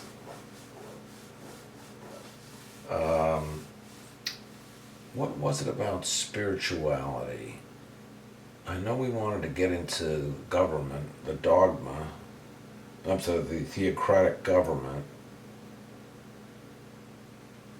but they don't have an objective that says all for spirituality. I thought somebody had something about spirituality. But apparently I'm mistaken. I'm going to grab priesthood, and the reason I'm grabbing priesthood is because with priesthood, once per turn, when you grab a science advance, you can do it without paying any resources, once per turn. And I know I now have an objective that says get all 4 science advances. So I'm going to get priesthood with the intent of later getting all 4 science advances for free. Not a free action, but free, not having to pay resources. So we're taking priesthood. And also, that's why I also was caring about priesthood and rituals, because the Egyptians, with priesthood I got man god, and rituals will get me the embalming advance. So I just got two advances for the price of none, because the advance was free. And Man God is nice. It means that any resource, any theocratic advance that I gain will also get me the benefit of the advance in autocracy to the left of it. Which makes sense, because this is Ramses, so he's going to keep his thumb in the pie. But let's, we're on the Mayans over here. What advance are they going to get? Well, currency makes a lot of sense for them right now, because currency goes along with trade routes and says that instead of food, you can alternatively collect gold. So we're going to grab currency, which will get us another culture token, bumping our culture up to 2. For some reason, I already have 2, but a computer says I'm only at 1. And in this case, I believe the computer, so now I've got 2, and well, that's where it's going to stand. Each player draws a new objective and a new action card. What do we get? Mayans, you have at least 1 ship, 1 infantry, 1 cavalry, and 1 elephant. Or immediately after winning a battle where you defeated an enemy leader and at least 2 army units. And let's see, pay 1 culture token to play. Free action, get a free infantry unit in a city of your choice without having to activate the city. That's handy. Maybe. Because I know we're going to want to build some. I'm going to put this card here. I know we want to build, we founded a city here. We're going to want to build up defenses now that the Egyptians are here. This card's going to come in handy. For the Egyptians, you have all 4 culture advances. Well, we got 1. And after a battle against either a size 5 city or a city with a wonder, not happening anytime soon, pay 1 culture token as a free action. Choose a player. That player may not attack you during his next turn. Well, we don't get into aggression here, but I'm so close that we may force it. Clearly, these guys are worried about cultural influence, and that's exactly what Ramses and his team have up their sleeve. Okay, so let's move on. Nobody's changing leaders. Red is still going first. Their levels at 8 against the culture mood level of the blue team at 6, meaning they've got far more in the way of advances. And okay, first action. They've got trade routes, which is what's reminding. This is what this little reminder is here.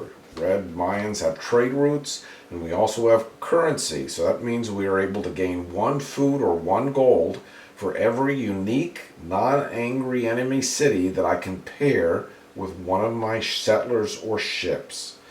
Well, I've got 2 ships right here. I've got 2, at least 2 Egyptian cities that are within 2 spaces of those ships. So I can take 2 gold right now, Scott, just free as can be, and that's what I'm going to do. Okay, and that didn't cost me an action. So now I've got 2 food, 2 ore, and 2 gold. This puts me in a nice position. Let's immediately redeem this action card. Pay 1 culture token. So let me do that before I forget. 1 culture token down. As a free action, get a free infantry unit in a city of my choice.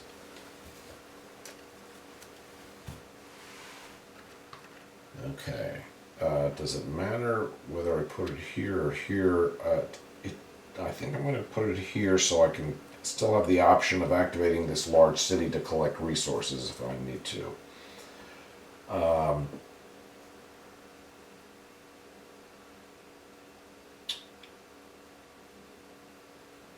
Okay, yeah. Let's spend a mood token and increase the happy. Let's get this city happy. I know we have these cities over here. Uh,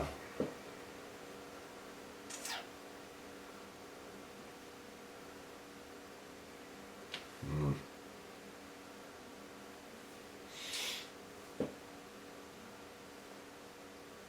Let's make that city happy. Do I want to also at the same time make that city happy? No, let's one move token down. Do I want to spend this here right now or save it possibly for here? I think it makes more sense right now to hold on to this. Okay, so for my second action, let's activate this city so I can show you the market, and I can build a market. Yes, I have bartering. Okay, so let's increase city size of this size 3 city that's happy, and we're going to build a market. Okay, the market provides a couple benefits. One of the benefits of the market is that if another player is trying to do trade routes against you, you can, when they collect food or gold, you can collect 1 gold with any city that they're using for trade routes. And that's why it would be nice if the Egyptians also had a market over here, so that they can do the same. Because right now, clearly, the Mayans are engaged in trade routes over here. So we built a market, but the city's now has been activated. So, and it's a size 4 city now. That's a big city. So I built a market, but now I can't. Now it's not like I can take advantage of that and build units. So maybe that wasn't so smart. But let's activate this city, and let's collect food. This is a size 2 city. It's neutral, so we're going to collect 2 resources, food and wood. Okay, and then finally I'm going to, as my last action, activate this city. And I never did, I can always build that off for you later, or maybe a cavalry unit, I'm not sure, but I have the resources to build 2 infantry units here to supplement the one I have. So let's go ahead and do that as defense. So 1 infantry unit and another infantry unit. Okay, 2 more infantry units.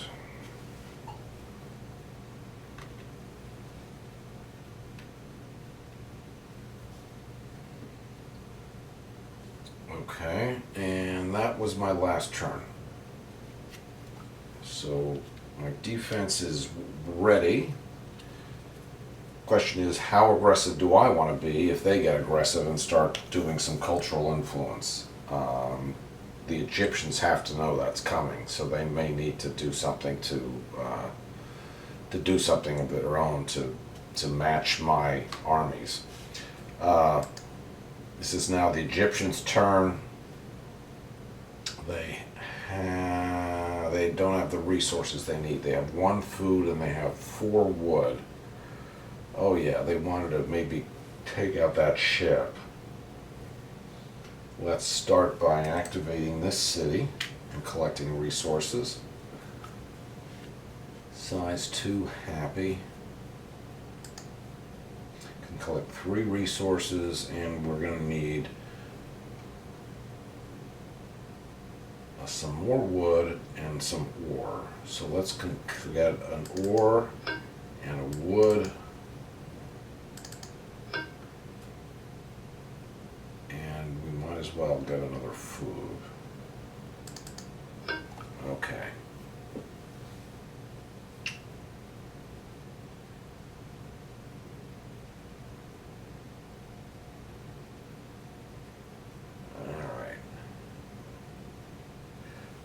Let's get this out of the way. Let's activate this city and build 2 ships.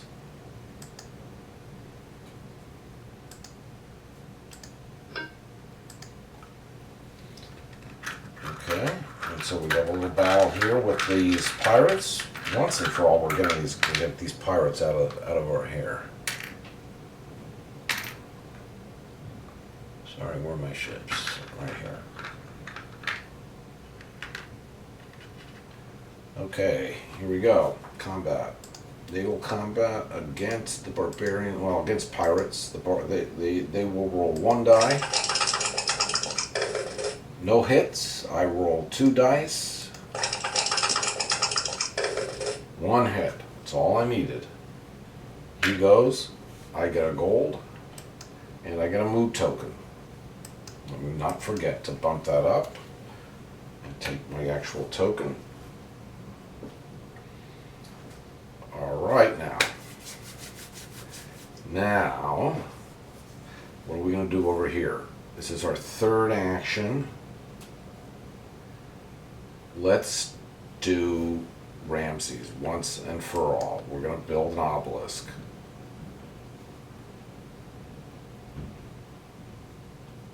Getting 2 ideas when building an obelisk. Alright, so we're going to activate this city. Increase the size, construct an obelisk. And I'm going to give myself 2 ideas. Now, ideas are a resource that can only be used for acquiring in advance. And I have the 2 ideas now, so I might as well spend them as part of my 4th action.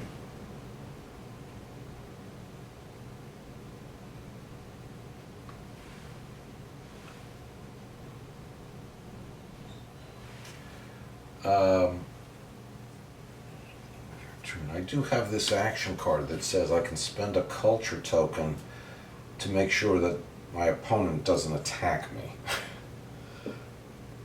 I think that would only make prudent sense. It would be foolish not to do this. So I'm going to pay that culture token.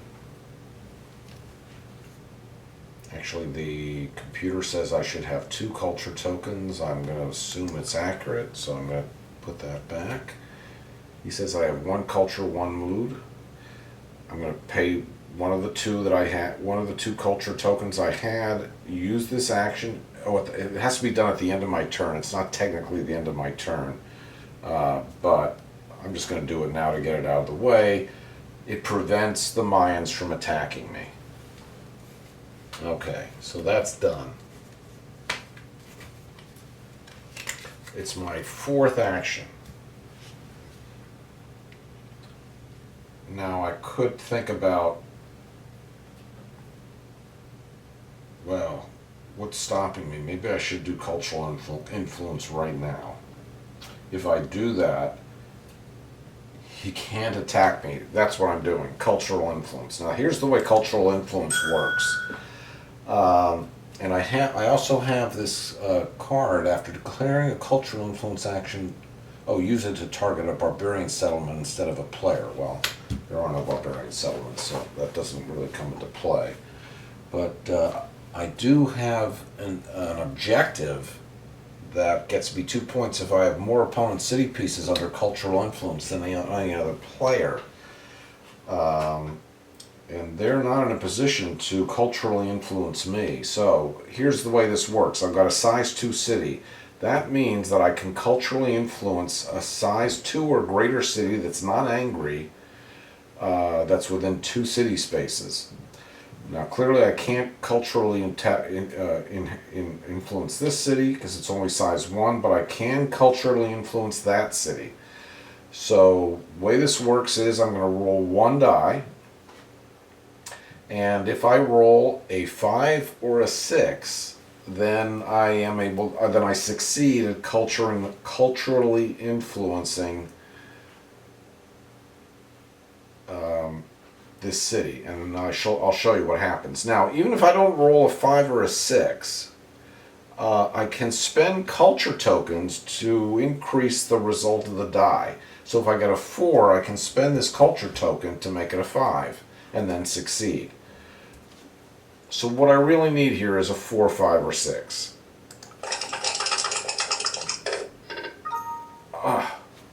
Too bad. So that was a failure.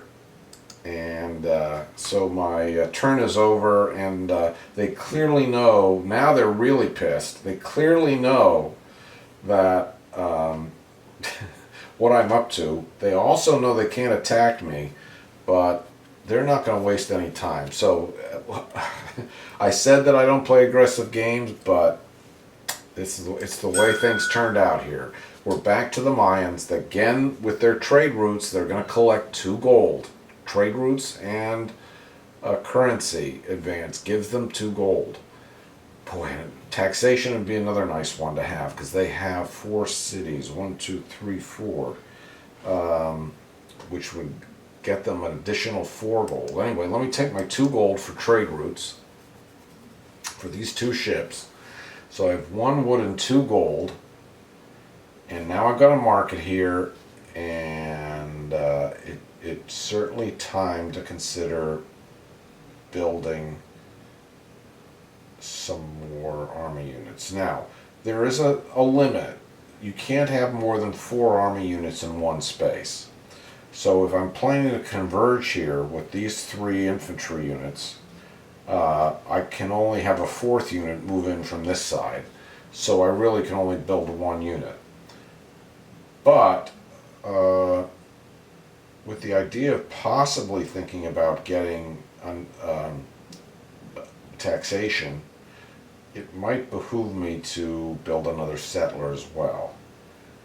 In order to do that, I would need to activate this city and collect some resources. So let's do that. That's a size 1 happy city.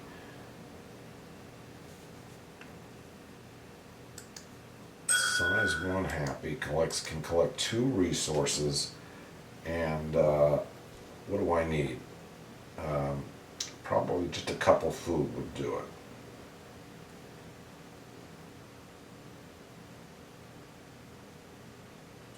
Food.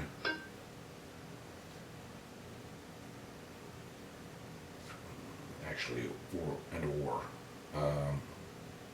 But I have the 2 gold.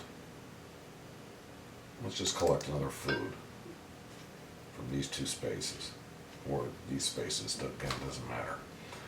Alright, taking my second action, I can now activate this city.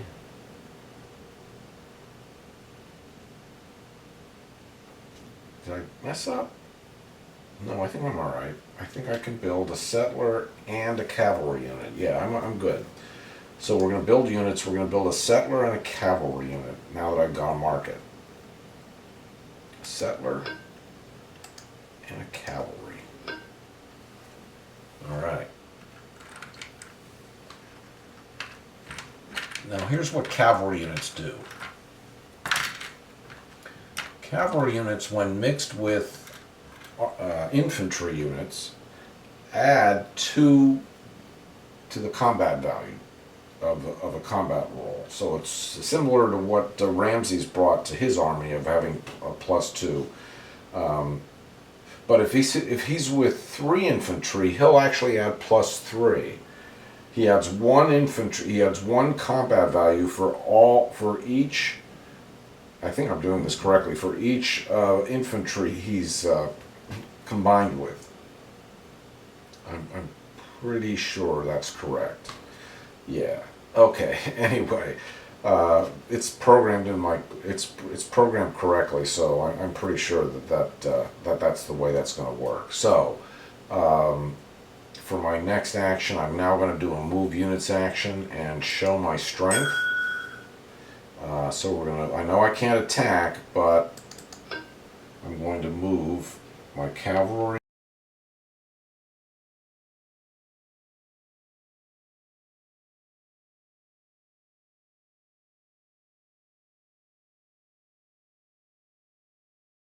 I have finally had the Mayans acquire the tactics advance. And so they actually have 2 culture tokens to their credit now. And it is now the Egyptians' turn. So the Egyptians got a big break well, not really a break. The Mayans basically broke the rules. I broke the rules and moved them when I never should have. So we've gone back in time somewhat. Oh, so anyhow, when the Mayans acquired um, tactics, that forced them to draw an event card. So now we're resolving this event card. And the first thing that happens is that barbarians spawn. So we take a barbarian settlement. That's that icon there, says the barbarian spawn. So we take the barbarian settlement and we place it on an empty, non-barren land space that's within 2 spaces of one of the Mayan cities. So we can put it wherever we want. We could put it here and have it right in the face of the Egyptians, and I think maybe we will. And now we also place another barbarian unit and have it join some other barbarian unit somewhere. There's only one, so that's where it has to go. Now, hang on a second.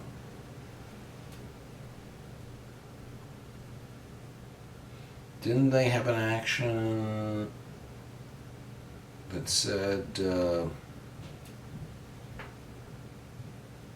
No, they didn't. It must have been them. Or wait, or was it an objective I'm thinking of? Yeah, immediately after winning a battle where you defeated an enemy leader. No. Immediately after capturing a barbarian settlement defended by at least 2 barbarians. Which might mean might make more sense to keep it here where they're in attack, or even there where they're in attacking, where I'm in a position to go after them. Of course, if I do it there, then these guys could go and attack. And it is the Egyptians' turn now. I don't know. Let's just put it here and see what happens. Probably the Egyptians would attack first, but they can't. They have to be careful of this city too. Okay. Anyway, that takes care of the barbarian spawning. Now, the Great Philosopher card. Put this card on the table. The first player to pay 1 culture token on his turn may, as an action, get a free education advance and 2 idea resources. And it's first dibs go to the Egyptians. Okay, we're going to kind of keep that handy. Egyptians, what are you going to do? Well, the first thing they want to do is they want to explore this territory. So let me get over to the Egyptian side. Their first action, and they could really use trade routes too. So they're going to move these ships onto this space, and let's see what we get.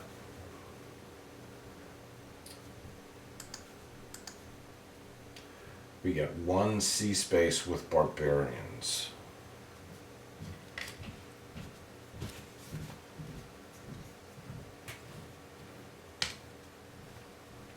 That's this tile.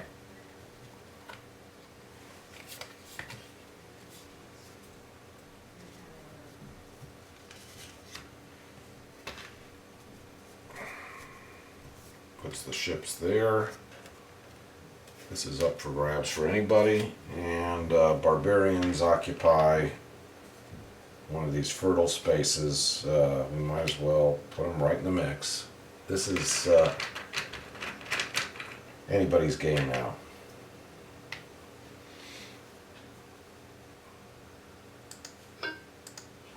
Okay, action 2 for the Egyptians. They can't build more army units here. They don't have the benefit of, they don't get Ramses' benefit anymore, so Ramses basically impotent.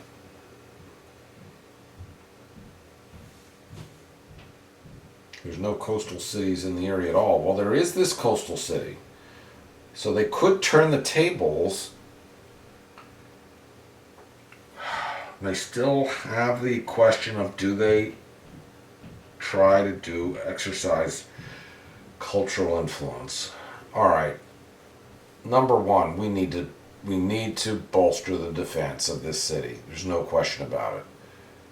We don't have the resources. We got to get resources. So there's so much we need to be considering here. Let's collect resources. Number one, size 2 happy city.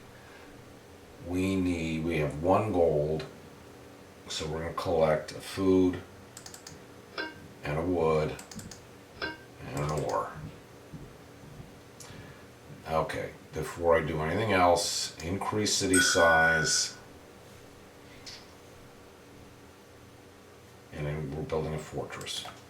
Now, a fortress provides defensive, it cancels a hit, and I believe it adds a die or something to, or it adds one die to your first combat roll and cancels 1 hit in the first combat roll. I can do a cultural influence attempt again. I still haven't been able to pull it off.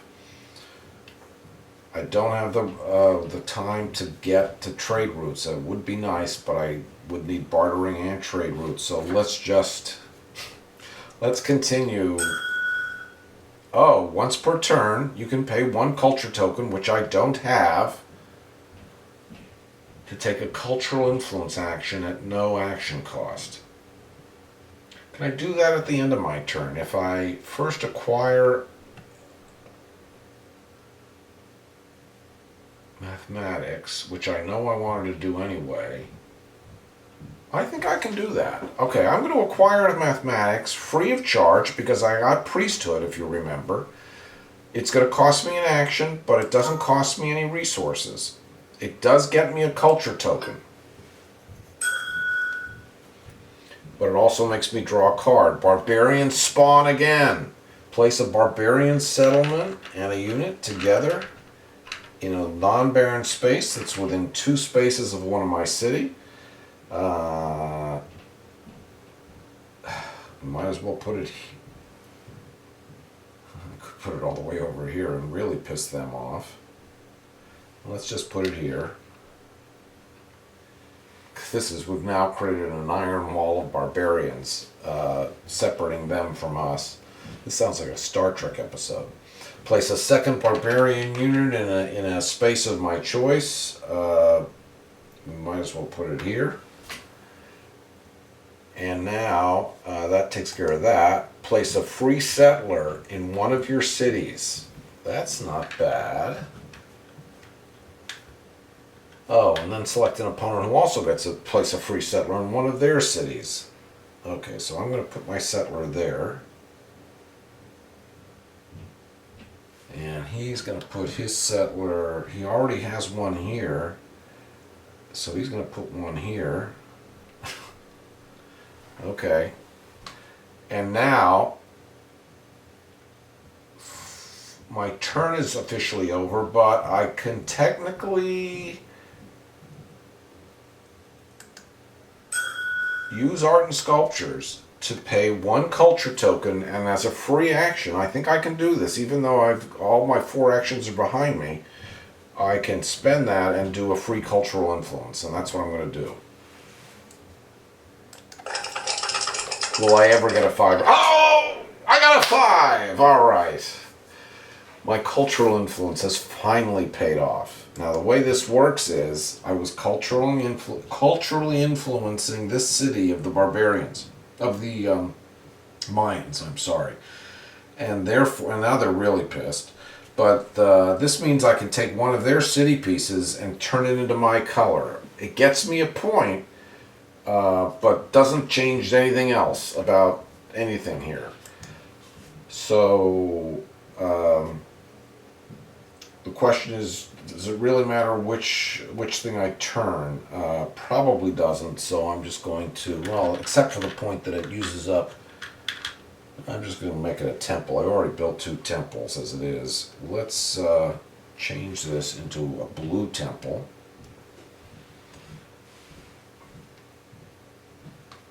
Okay, so that gives me an extra city piece and takes away a city piece from the red team. So again, just to make sure things are right, I should have 5 cities and 11 city pieces. That's 1, 2, 3, 4, 5, 6, 7, 8, 9, 10, 11. Check. My turn is over. I'm going. Oh, and that takes me to the status phase. But before I even do that, let me check the Mayans, who should have 4 cities. Check, and 7 city pieces. 1, 2, 3, 4, 5, 6, 7. Check. Okay. Status phase. Are there any completed objectives? I don't even remember. They want to have all 4 economics advances. There's still tax. They're away. That has to be foremost on the agenda. We've got to remember to take taxation. They have all 4 advances in a government. They haven't even started. Immediately after capturing a barbarian settlement defended by at least 2 barbarians. That's hot for them. If you have at least 1 ship, 1 infantry, 1 ship, 1 infantry, 1 cavalry, and 1 elephant. Wasn't even thinking about this. I completely forgot about this objective. We got another objective for the Mayans. Okay.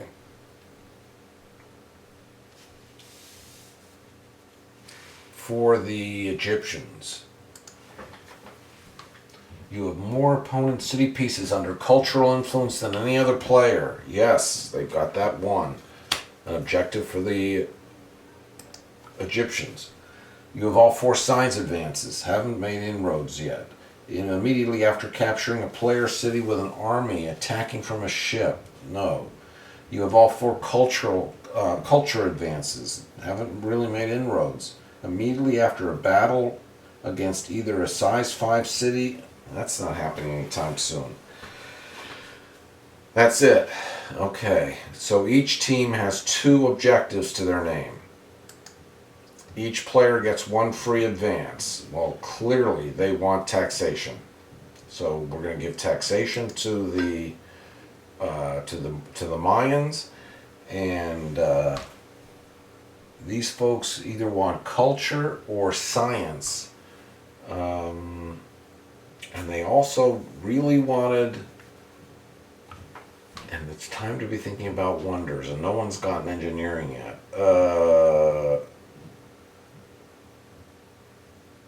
Maybe I should get engineering and architecture. What does architecture do for me?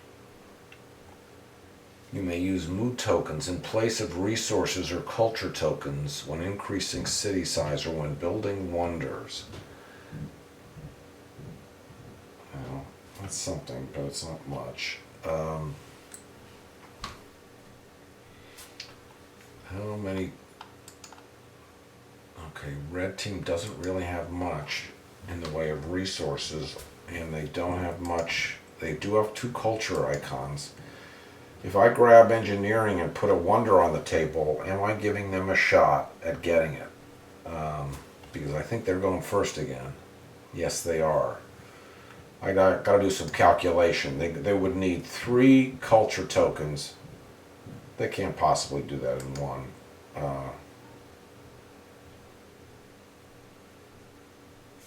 The score is 21-18. The Egyptians are way ahead. I think that's because of this cultural influence. They have forced the Mayans' hand. The Mayans are going to have to invade. And the Egyptians have got to know that. They're in the lead. Let's grab astronomy for free, even though it would be free, at least resource free. But let's grab astronomy, because that's... doesn't matter. No, I take that back. We're going to grab monuments. Monuments lets me take a wonder that only I can build. I like that. I'm still going to need engineering, but let's take monuments. Take another culture token. And yes, the Great Wall Wonder is now available for me to build, but only me. And the Great Wall Wonder requires engineering, siegecraft, and 11 resources. but at least I don't have to worry about the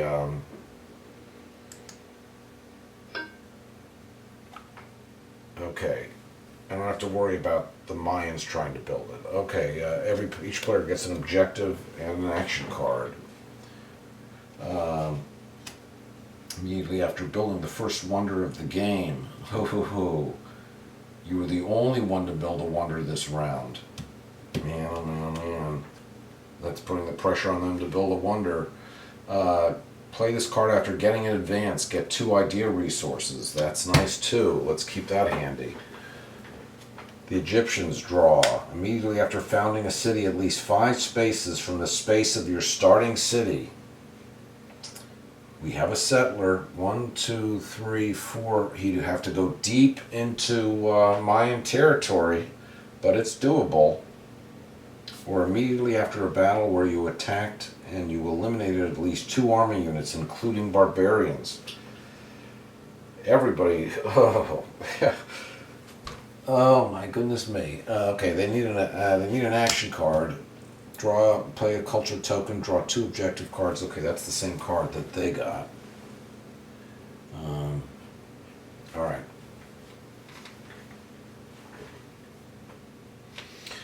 Okay. Each player may raise a city. Each player may choose a new leader. Okay, I think it's time for both teams because neither one is benefiting from their leader anymore. So the Mayans are going to get rid of Kanish and replace him with Sayaj Kayak. And he goes into any one of their cities, any one of the Mayan cities, and let's see what his abilities are. Fire is born. In the first combat round, his army gets a combat value bonus equal to the size of the city he is attacking. Wow. Even more encouragement to go after that city. After a city increases city size, you may make, so it really makes sense for him to be with his units. So we're going to stick him right there. Remember, they need retribution for this cultural influence. The Egyptians should have watched what they were doing, but now the Egyptians are going to get rid of Ramses. So Ramses leaves the table and gets replaced by, and we could use somebody who also provides combat value ability. He gets replaced by Cleopatra. Cleopatra, legendary. Her city has a +1 cultural influence range.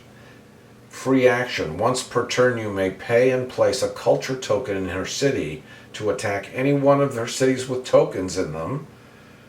Whether or not Cleopatra is present, an attacking player must first pay an equal number of culture tokens to the supply to remove the culture tokens prior to... So that would protect my city. But unfortunately, she's not going first. So she's not going to get that benefit. If I stick her here and the Mayans defeat me, I lose her. So... I think I'm going to put her here. Okay. Lots going on here. It is round 5, turn 1. 2 gold for the 2 gold for the Mayans for trade routes. And now they have the taxation advance, so once per turn they can take an action to pay a mood token and gain a gold for each of their cities. They don't have any mood tokens right now.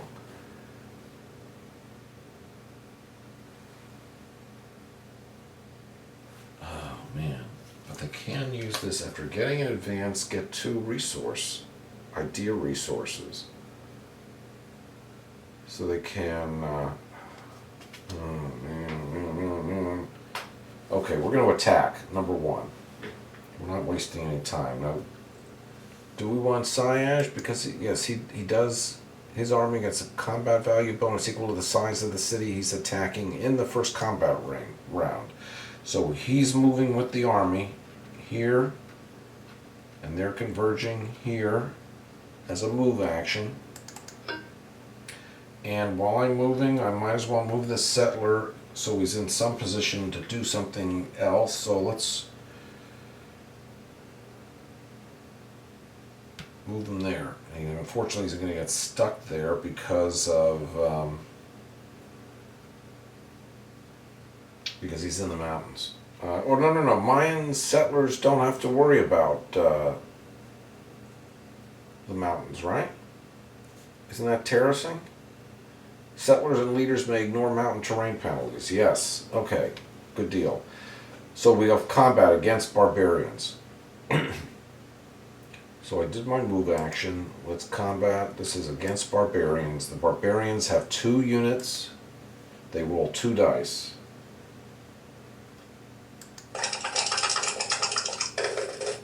Zero hits. They rolled snake eyes.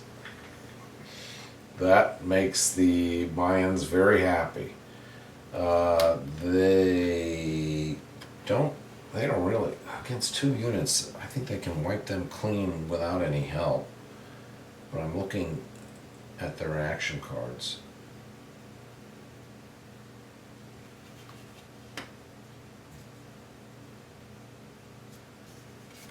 Add +2 to your combat value. Otherwise, we're using this to draw 2 more objective cards, which really doesn't interest me. So I think, just to play it safe, we're going to use this to add 2 combat value, +2 to your combat value on this attack. So it should be clean.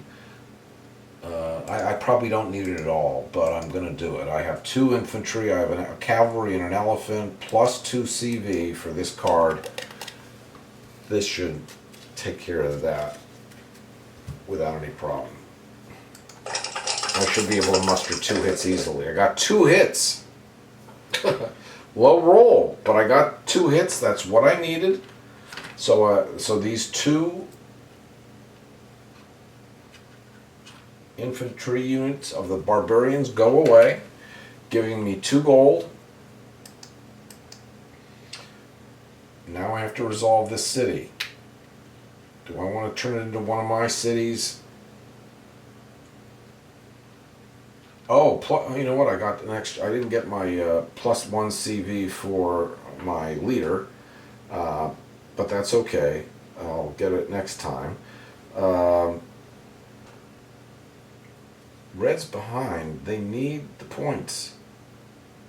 I think he's going to convert this into an angry city. You can use every point you can get. So he's going to put a city there. He's going to make it angry.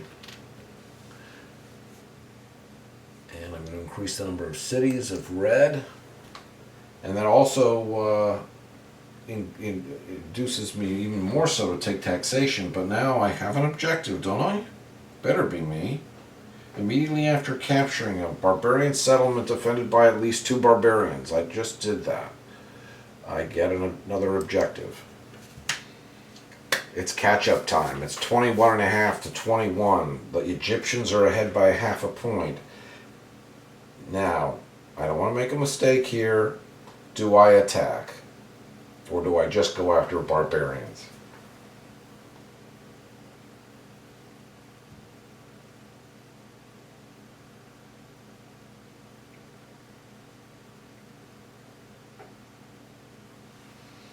I don't have any more objectives.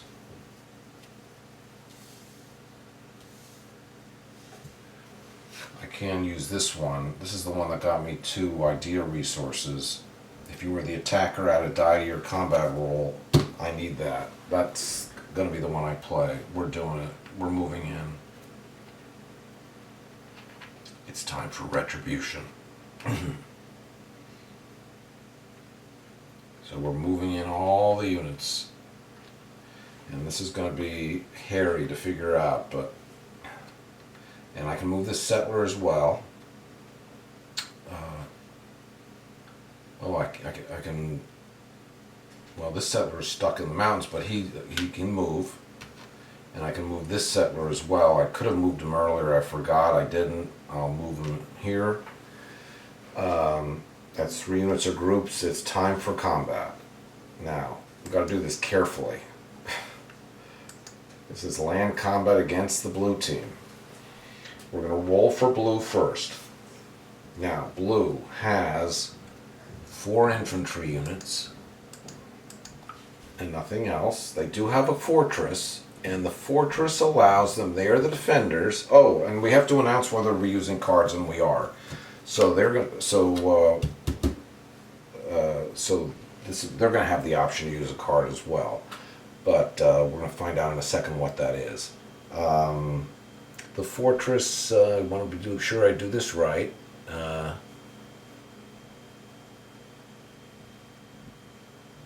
If the defender city is being attacked and contains a fortress during the first combat round only, the defender rolls 1 extra die and cancels 1 attacking hit. So we're going to add 1 to the canceled hits, and we're going to make this 5 infantry units, if for no other reason than to add a 5th die for the fortress.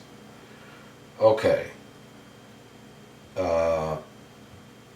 So we've added a canceled hit. We're rolling 5 dice. Now, are they playing a card?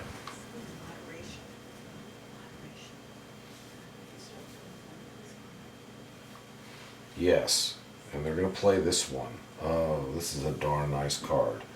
If you are the defender, +1 combat value to your combat roll for each enemy unit, army or ship. That's 4 army units. We're adding +4 CV to this roll.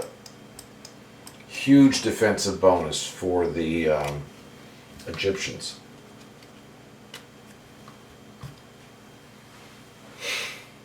How do you know? Cleopatra doesn't help. So I think this is it.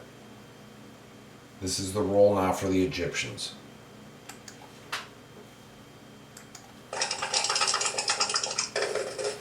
Five hits and a canceled hit from the canceled hit that they got. So from the fortress, 5 hits, a 6, a 5, a 6, a 2, and a 3.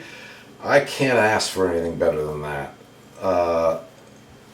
The Mayans have to pray for something good to happen here. Okay, the Mayans roll. They've got 2 infantry, a cavalry, an elephant, which is going to give them a canceled hit. They're playing this a card. If you were the attacker, add a die to your combat roll. So that brings, we'll add another infantry to add another die. And they get the benefit of Syak, which is, in the first combat round, his army gets a +CV bonus equal to the size of the city he is attacking. Size 3 city. He's getting +3 CV. Okay. 3 infantry, because 3 die, that extra die, plus...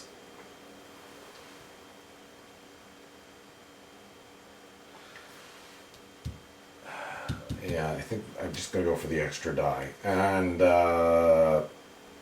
3 infantry, a cavalry, an elephant, +3 CV. Here we go. This is against 5 hits and a canceled hit. They're going to get decimated either way they look, unless they can pull off a canceled hit for this elephant. 3 hits and a canceled hit.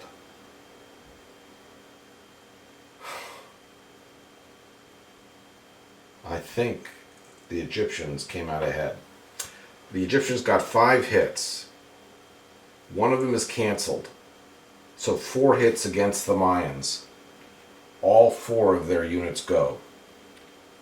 Bad break for the Mayans.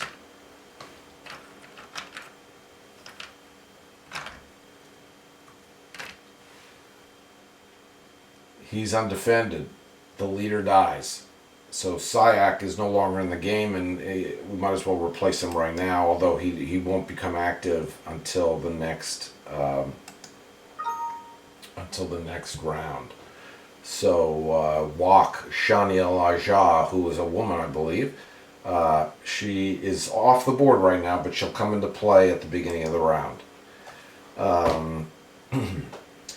The it erased my thing here. What did I get? I got 3 hits and a canceled hit. Okay, 3 hits. They got 4. Okay, so this is 3 hits against the Egyptians, one of which was canceled by the fortress, so they got 2 hits. Loss of 2 infantry for the Egyptians. So the Egyptians ended up with their settler intact, their city intact, and 2 infantry units to spare. Basically, that wholly went against the Mayans. A bad, bad, bad break. And now the Mayans are in deep doo-doo because now they've got a city here that's unprotected. And it is their second action.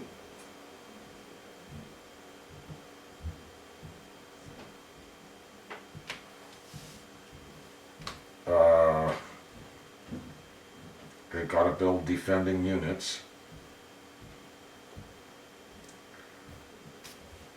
They got to activate this city, which is size 4, but they have 5 gold. They can do taxation and waste an action, but they really need to protect both of these cities. What I have to do is at least threaten that city again. And to do that, I have to build units here.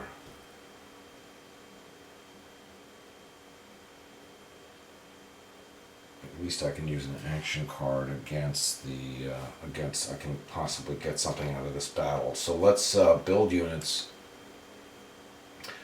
And let's build an infantry unit with 2 gold. And let's build another cavalry unit with, or should I build an elephant?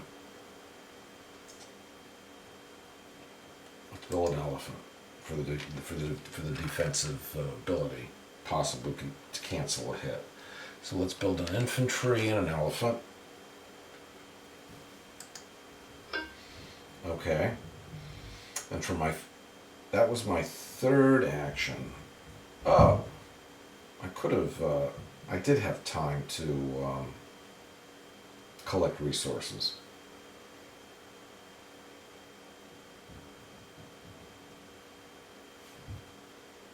Let's not worry about it right now. Let's move in here and get what we can get out of this battle. So that's a move units action. These are new units. These guys, okay, all right, we're good. So now we're attacking barbarians. Combat against barbarians on the land. Let's roll for the barbarians first. They've got 2 infantry. All right, I'm going to play an action card. Might as well get that out of the way right now. Your rolls of 6 may be rolled again and added to the result. Each die may only be rolled once. Cannot be used when you attack cities. Oh, I am attacking city. Can't use it. And this is only if I'm a defender. Oh. That doesn't give me the advantage I thought I would have. Now I gotta pray that I don't get slaughtered again. Alright, here we go. Barbarians. Roll 2 dice. 1 hit. I have an infantry and an elephant, which is going to give me 1 canceled hit. So it's going to protect me against that barbarian hit. Best I can hope for right here is 2 hits. 1 hit, 1 canceled hit. So their 1 hit is canceled. My 1 hit takes out one of their barbarian units. We're going to continue. The barbarians are rolling 1 die for 1 infantry unit left. They got a hit. Once again, I have an infantry and an elephant.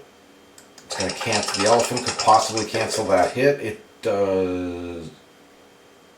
It does because I got a 2. So I canceled the hit, but I didn't get any hits of my own. So the battle, nothing happens.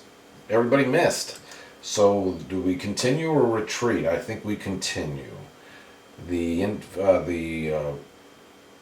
barbarians roll 1 more die. They get a hit. Elephants and infantry. I need a 1 or a 2 to cancel that hit. I don't cancel the hit, but I do get 2 hits. So I lose my elephant. But they lose their infantry.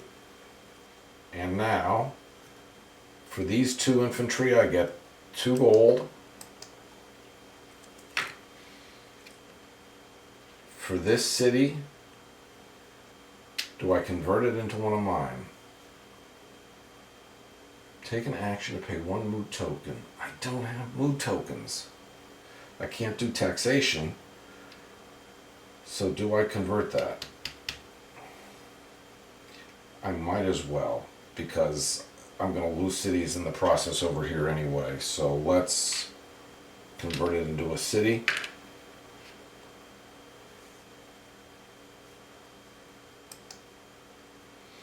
And it's angry. And I have 1 more action. What do I want to do?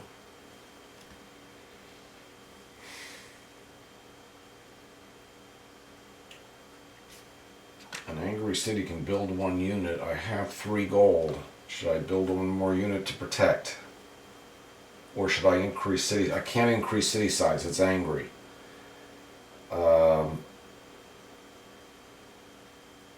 Can't increase city size here because it's angry. I think I need to build a fortress here. But it's been activated once. Can't take a chance. Let's increase city size. We're going to activate this city again. We're going to construct a fortress. And now the city is neutral. And the turn is over. And I completely forgot about this card. But I don't think I have the time to do it anyway. Tokens go away. It is now Egypt's turn.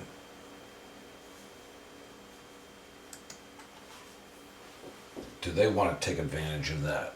They have 2 culture tokens according to the computer. They are behind now. They only have 2 infantry left. That's not exactly enough to go on a rampage, but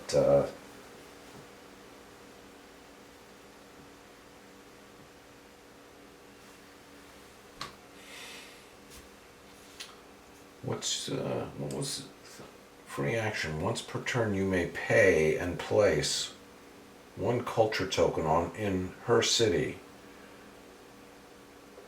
to attack any of your cities with tokens in them.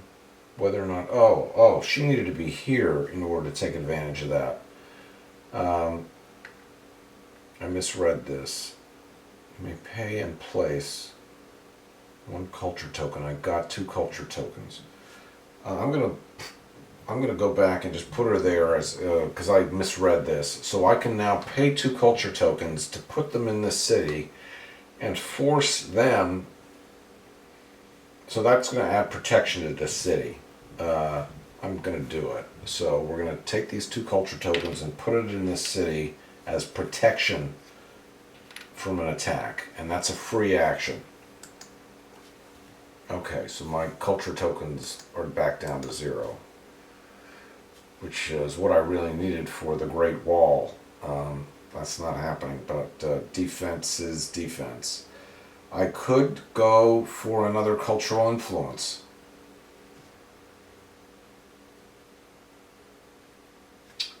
Or I could take easy pickings. And knock out one of their cities. and possibly turn it into my city.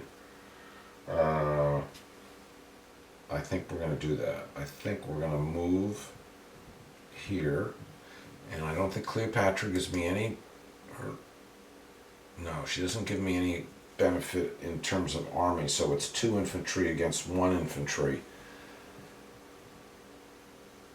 I think this is good move. So this is a move units. They're going. Can they play an action card? If you were the attacker, add a die to your combat roll. They're playing an action card.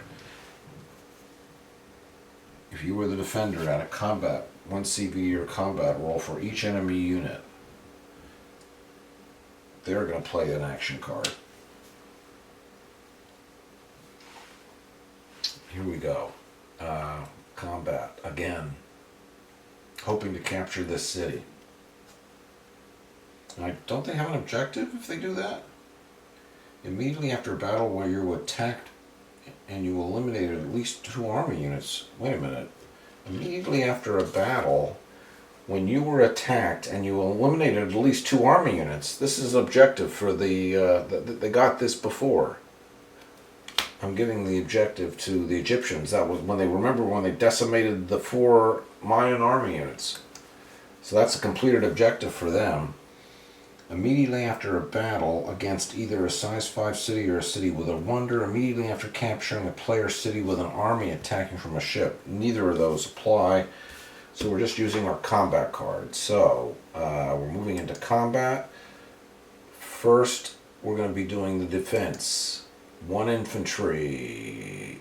This is against the red team on land. 1 infantry unit with this card that says, if you were the defender, add 1 CV to your combat roll for each enemy unit. That's +2 combat value. Adds 2 to the dice roll.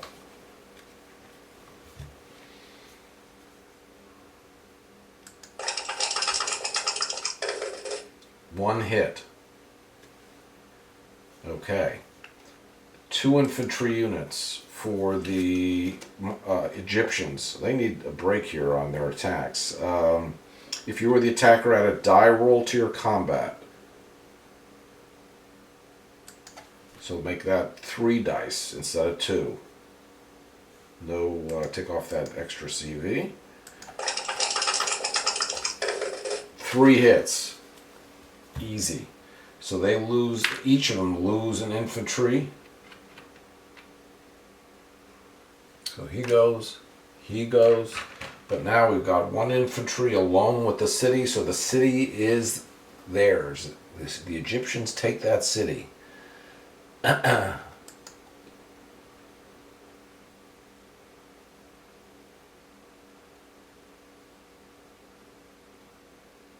city is captured when attacking units occupy the city space and no defending units are present. All city pieces of the defender's color only are exchanged for matching pieces of the attacker's color. So this city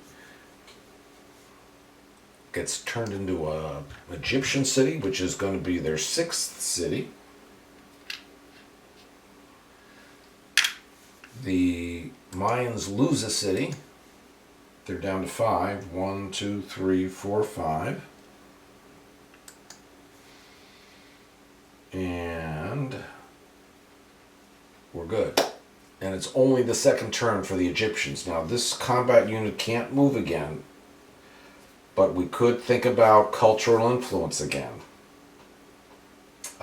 They're in really good shape. I think we're doing cultural influence. Let's see how we do. Once per turn you can do a cultural influence at no action cost because of art and sculptures. And what's her benefit? Oh, she gets +1 on her range. I don't need the extra range. I don't have culture tokens, so I need a 5 or a 6. Or if I had conversion, I could do it with a 4, 5, or 6. But I don't have, I have 2 ideas. I don't have the resources to get to conversion. So let's just go for broke here. Let's do cultural influence and see what happens. This is at no action cost. I failed, but didn't cost me anything. I can try again at an action cost now.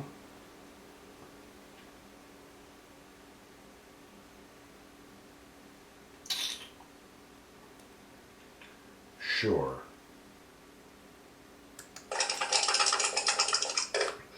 Failed again. Let's keep on going with the cultural influence. I think that's my best bet. He's going to get that city anyway. Got it. Okay, so one of his pieces gets turned into my color, so I gain a piece. He loses a piece. That's 2 points in my favor. Doesn't matter which piece it is, so it's going to be a port. And note that this city cannot conduct cultural influence against my city because he's culturally influenced. And he doesn't have any sign. He could do cultural influence with this city. Let's not worry about that just yet.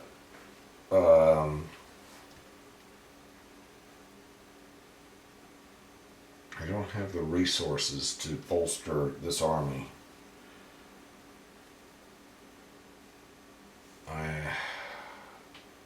Best I can do here is use my 2 ideas, I think, and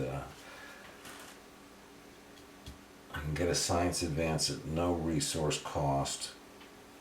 I'm looking for culture, and I'm doing better on culture here. I think I'm going to grab circus and sports.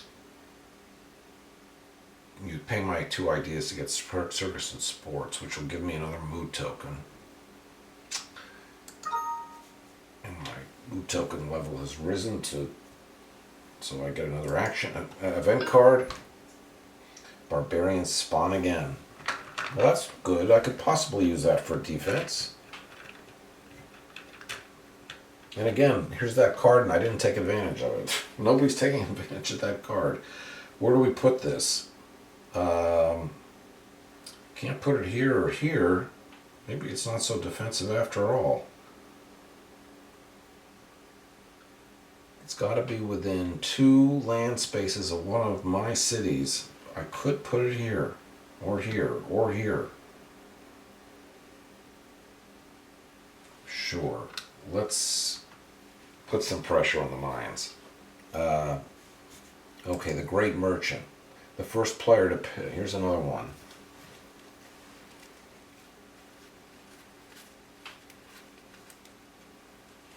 Again, the first player to pay a culture token can get a free economics advance, and that's something that these guys want. I think it's time to use these culture tokens. Okay. Blue's turn is over. Trade routes for the Mayans, 2 gold for them. Okay, I think it's time to take advantage of. Ignore this for the moment. Objectives are what makes the most sense. Get a free economics advance, and we already have all 4 economics advances, and we already took credit for it too, didn't we? No, haven't yet. So that's an objective that's pending until the next. That doesn't do me any good.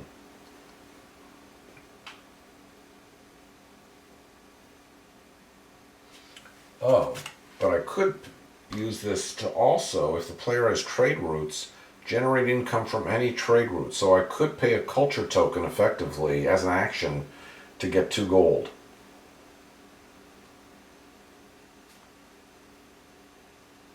That's not a bad deal. Let's do it. Let's pay a culture token, although wonders make sense too, although nobody's got enough culture token. Let's do it. Let's spend the culture token. I don't get a free economics advance, but I do get 2 more gold from my trade routes. Okay, that takes care of that card. First player to pay a culture token on his turn may, as an advance, get a free education advance, 2 idea resources, and then discard this card. It's a deal that I don't really want to pass up. costing me actions, but let's do it. A free education advance. Which one do I want? Gain an idea when collecting resources with a philosophy? Gain an idea when you acquire this advance and when you acquire mathematics, astronomy, chemistry, or metallurgy. And I know I want... No, it was these guys that wanted science advances, right? Yeah.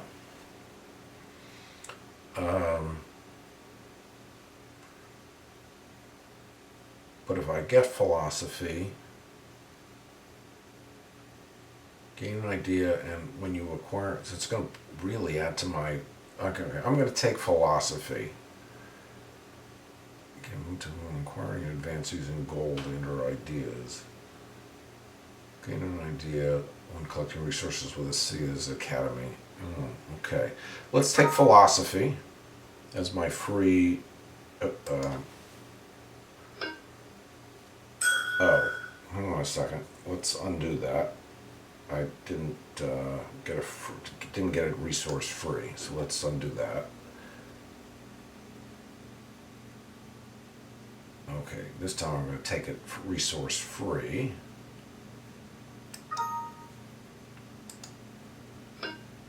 Got an idea for philosophy. Okay, the same card comes out. And Barbarian Settlement again. This time I might as well put it in their neck of the woods.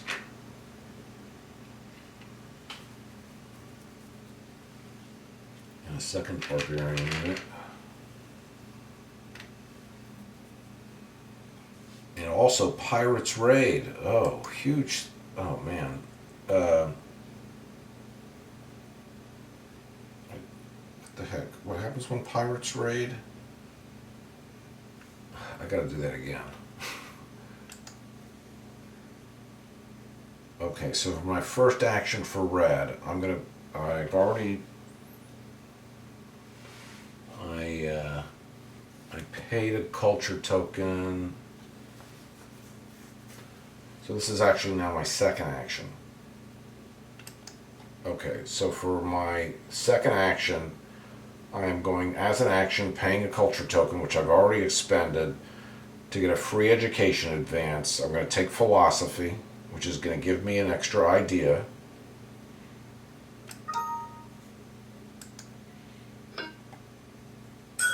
Okay, Barbarian Spawn, which I've already done here. And now Pirates Raid. For each pirate ship, you can pair with a unique coastal city. Oh, there are no more pirate ships on the board. I didn't have to worry about that. Okay, so the pirates aren't raiding after all, except that a new pirate ship is placed on a sea space of my choice that doesn't contain a player ship. We're still the Mayans, so I can put right there, although they'll clearly attack it, so maybe that's not so smart. Let's put it here. It could go after me.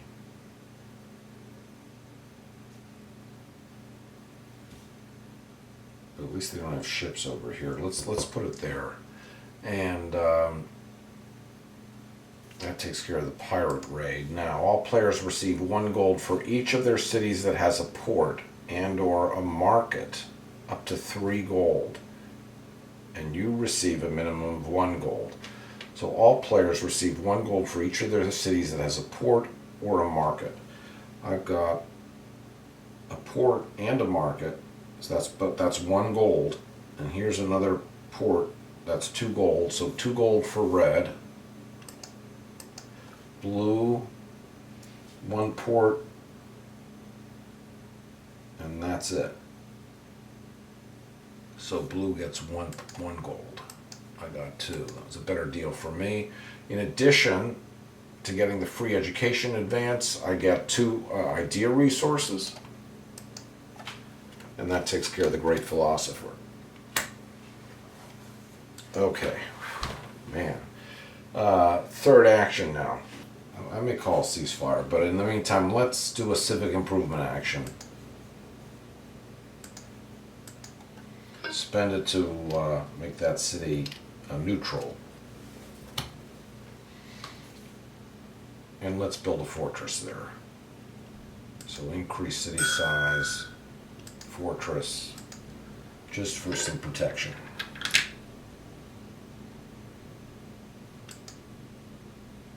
They have to cease their cultural influence if they don't. But the Egyptians have they're not under any. The Egyptians have the edge here, and they are way ahead on points. They have no reason at all. Let's go on the attack. Let's 2 infantry unit. Is that enough? Let's collect resources. We'll do it using this city over here. Size 2. Happy. Collects 3 resources. We want to get some more. So we need an ore and a food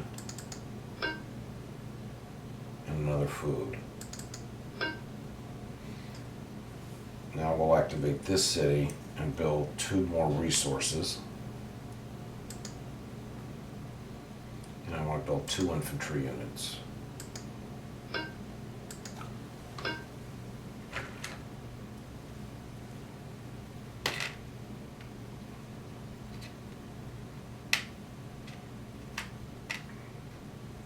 Stand up straight.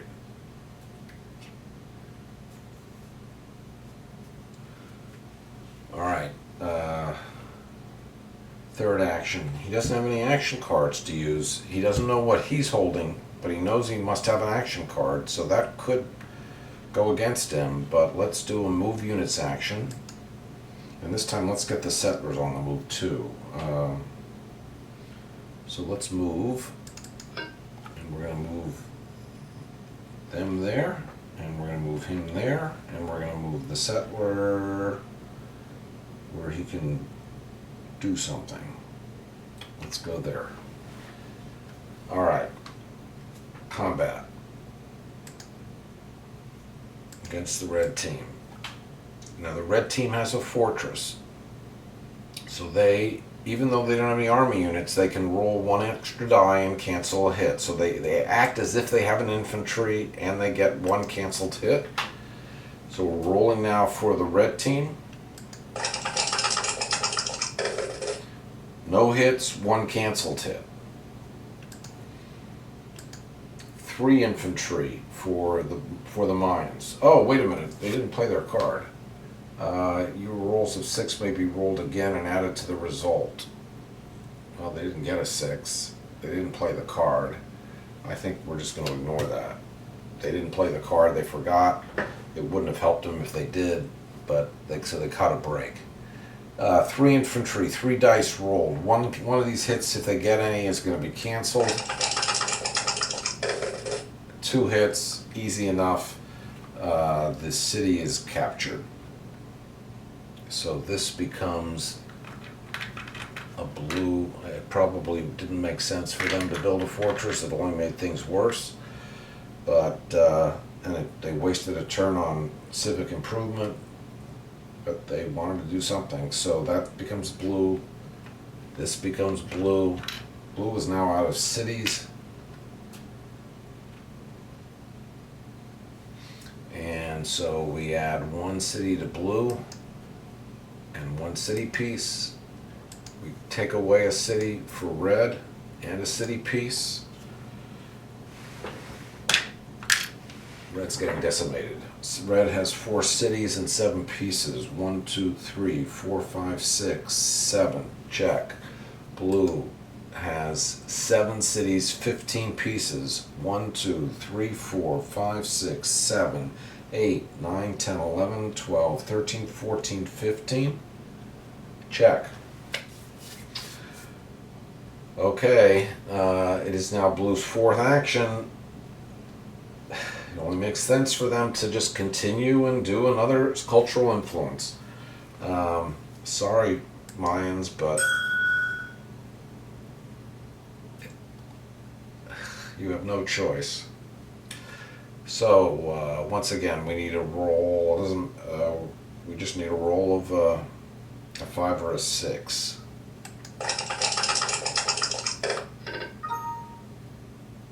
Oh, did I do my free? That was technically free. Well, it failed. So now I can do another free attempt using art and sculpture, which is what I'm going to do. So this is going to be a free action. One more attempt, and it failed. Blue's turn is over. Red's turn. Trade routes, 2 gold. That's the only thing they have going for them. I think we have to try to win that city back. Let's collect resources from over here. We're going to collect a food and 2 wood. Oops, size 2 city can only collect 2 resources. I want wood because I want to get. I'd like to have wood for an elephant. Size 2 city. Neutral. Wood. Wood. Okay. Activate this city. Talk about not having combat. It's happening right and left. This is a size 5 city. Oh, wait a minute. 1, 2, 3. It is a size 5 city. What happens when you lose a city and your maximum city size drops down to 4, but you have a size 5 city? I think the city would stay where it is. I'm pretty sure the city wouldn't just automatically lose the piece. So I'm going to assume it's still size 5, which means I can build up to 5 units, and I'm not building 5 units. So let's build, we're going to build 2 units. No, I need to build 4 units. I have 7 resources. That's not enough to build 4 units.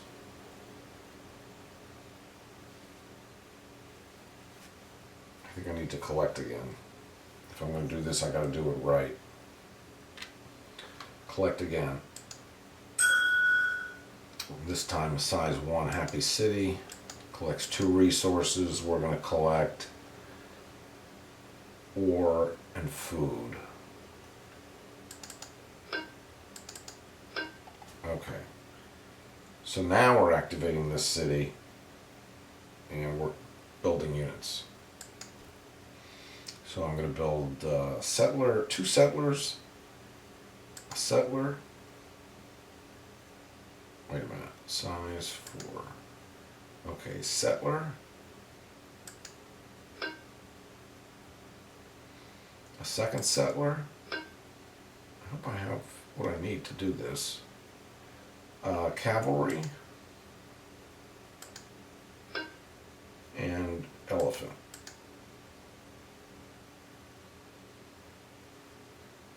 Wait, I don't have the necessary resources to pay for an elephant?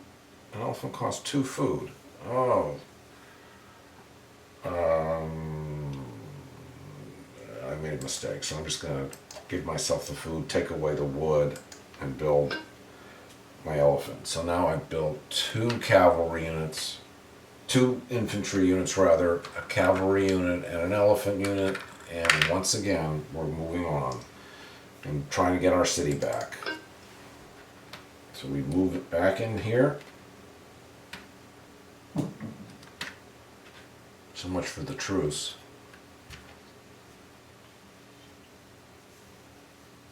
And we're playing an action card, which rolls of 6 may be rolled again and added to the result. Each die may only be re-rolled once. Did I use that? Why do I seem to think I used that once? I'm not sure if I did or not. I know there was a time there. Oh, Red's turn is over? Are you kidding? Oh, no, they just did the move, so we're doing combat. Alright, so combat. It's getting intense. Land. Okay, so the blue team has a fortress, and 2 and 3 infantry. So that's as good as having 4 infantry and a canceled hit from the fortress. Roll. 3 hits and a canceled hit. The red team has this action card. They have 2 infantry. They have 1 cavalry, 1 elephant, and possibly can reroll 6s if they get any. Oh, 2 6s. How do I do this? Okay, I know. Okay, I know. So because I get to re-roll these 6s, and they get added to the combat value. So basically, I'm going to increase my combat value bonus to 12, which will add in the value of those 2 6s, and now I get to re-roll these 2 6s. So I re-roll that 6, and I re-roll that 6. Okay, that takes care of that. And I got 5 hits and a canceled hit. They got 3 hits and a canceled hit. So let's do the Egyptians first. They got 3 hits, one of which was canceled. They got 2 hits. Elephant and infantry go.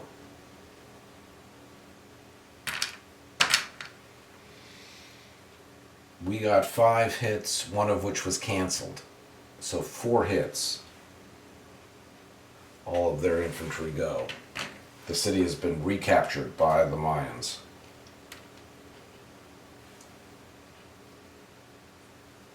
So that goes, and that goes. And this, once again, the Mayans have come back. That helps. Okay, so let's, that means the red team has gained a city and a piece, and the blue team has lost a city and a piece. So the blue team, once again, has 6 cities, 13 pieces. 1, 2, 3, 4, 5, 6, 7, 8, 9, 10, 11, 12, 13. And the red team has 5 cities and 9 pieces. 1, 2, 3, 4, 5, 6, 7, 8, 9. Check. That was the last turn, but at least this time there's some defense in this city, so it's not going to be such easy pickings for the Egyptians. They're going to have to think twice about what they're going to do. That ends Red's 3rd turn. This is round 5, turn 3 for the Egyptians. It only makes sense for them to do a cultural influence. And they can do it either against this city or this city. They might as well continue against this city. Cultural influence.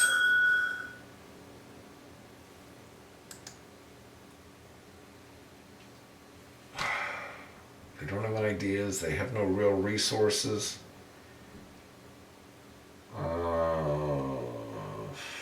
They need a good roll here.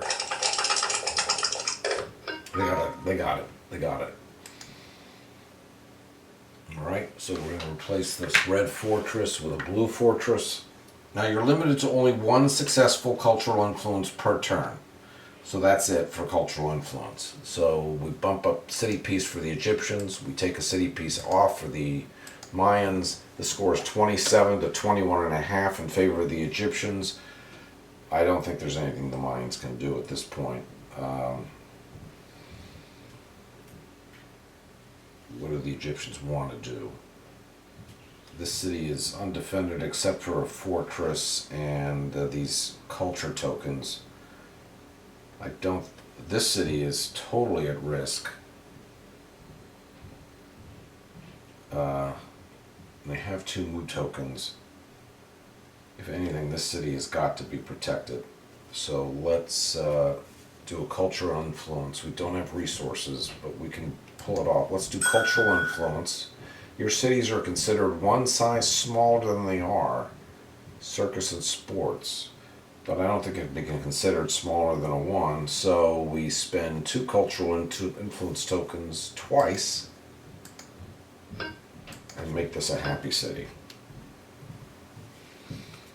Now that the city is happy, we need to collect resources, probably from this city here.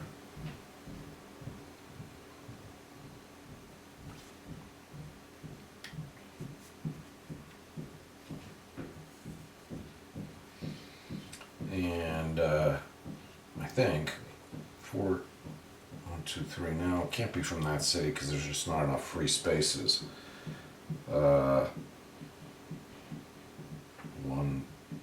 This city makes the most sense.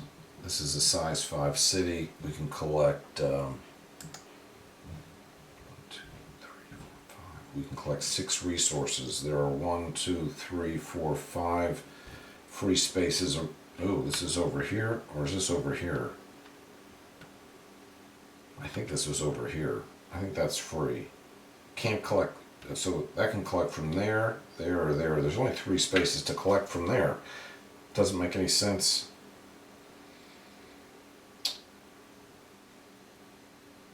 Maybe this is where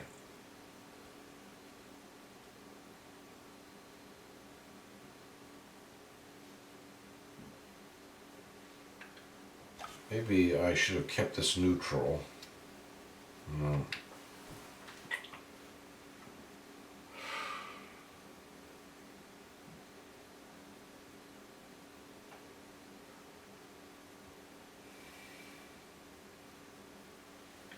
Blue, what are you going to do? Blue is the one that wants to collect. I don't know what I was thinking of here. I guess here. He's size 3. He can collect 3 resources from here, here, and here. Okay, that gets him an ore, a wood, and a food.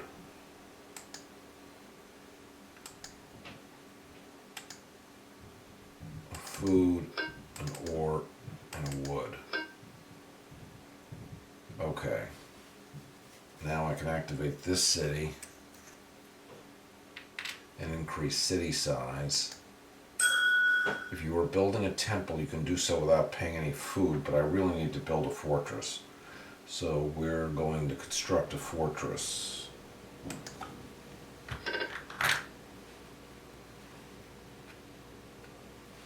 And now I need to active... Oh, I don't have the resources. My turn's over anyway.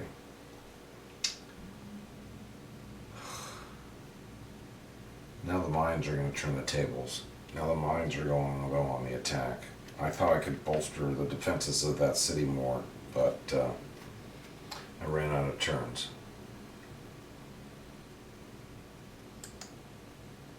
And the phase is over. The round is over. Oh my. Completed objectives.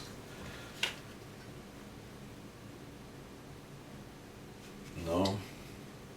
4 economics advances, an objective for the red team.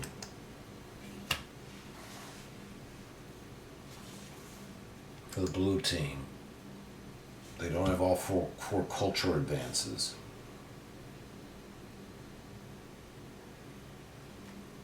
Four science advances? No.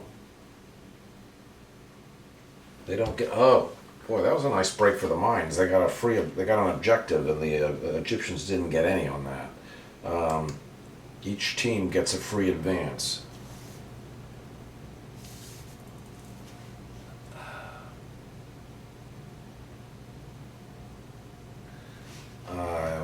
I don't know what advance...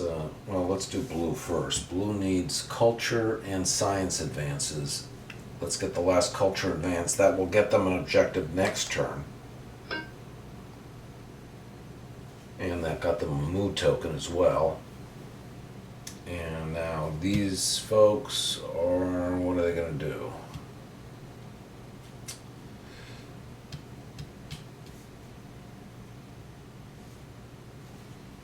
Well, they need a blue... Should we take engineering? Is there any chance in hell we're not going to get culture tokens? I just think Well, it's not out of the question. I think the red team has got to just try their best to pull off a wonder. Now, the only way they can do it is by they can't get to monuments, so they can't get their own personal wonder. They've got to go for engineering, but that's going to possibly leave it open for the Egyptians. And if the Egyptians see that the Mayans are going for a wonder, they're going to go for the wonder and steal it.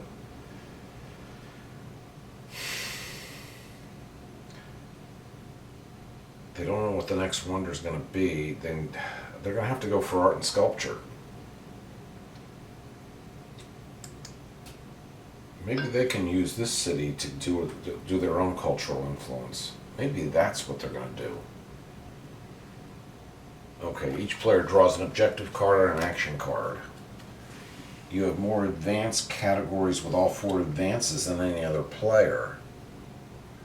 Maybe that will help us. Explorers pay 1 culture token to play. As an action, you may both reveal the region next to a region. Doesn't get us anything. Does help in the combat defense. This side, you have 2 or more trade routes using ships. Well, they don't. And they're not going to. Or immediately, if you have 4 or more angry cities. That was not a great card for them to draw. After winning a battle against an enemy army, including barbarians, increase the mood of a city of your choice for free and then take a civic improvement action. We've seen that before. And add +2 for combat. Okay.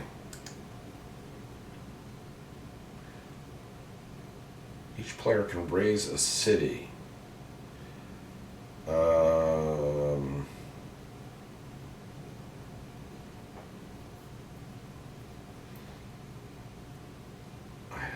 Really doesn't make sense to raise a city. So no, and they have the red folks have this walk who gets +2 CV when it is within 2 spaces of any Mayan cities. So we're going to put her here for defense.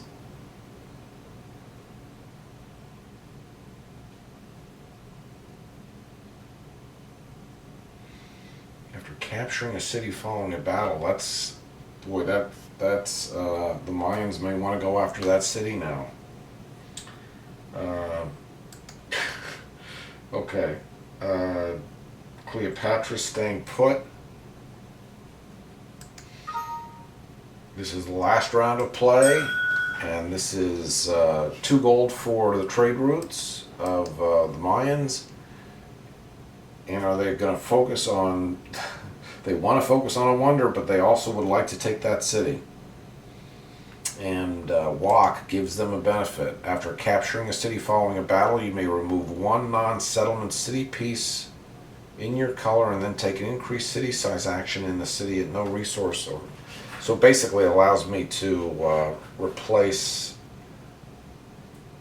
Is that what it does? It allows me to do? It allows me to... That's not such a benefit. But an army does get +2 CV.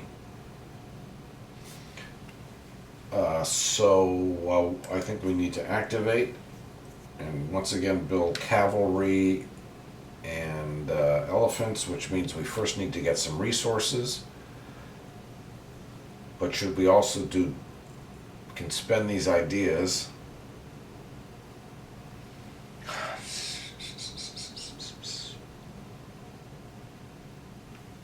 She's got 2 categories with 4 advances.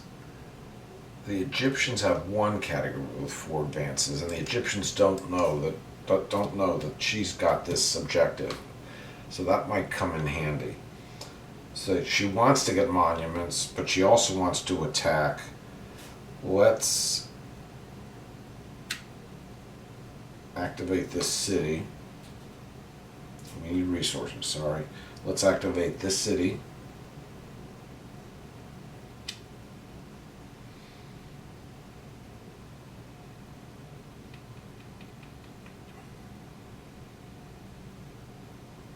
I want food and wood. I think that's what I need. Collect resources. Size 2, neutral city. I think I want a food and a wood. And now here I'm going to activate and build a cavalry and an elephant again. Cavalry, elephant. Okay.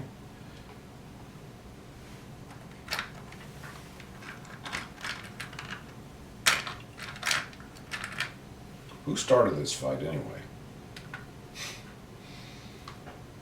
What did I do that for? I did it to have defense, if for no other reason. Okay, I do a move units action. I'm going to move my leader. And I'm going to move. Oh, no, wait a minute. I can't leave this city undefended. So I've got to leave one behind and bring an elephant in here.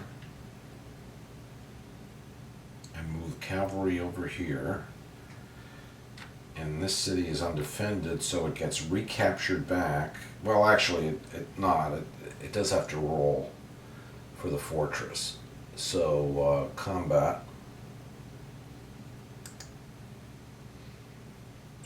The fortress lets it cancel a hit. That means maybe I need to move that infantry here. Okay. The fortress.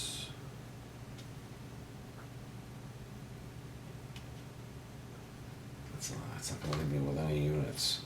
Oh man, it's like swapping.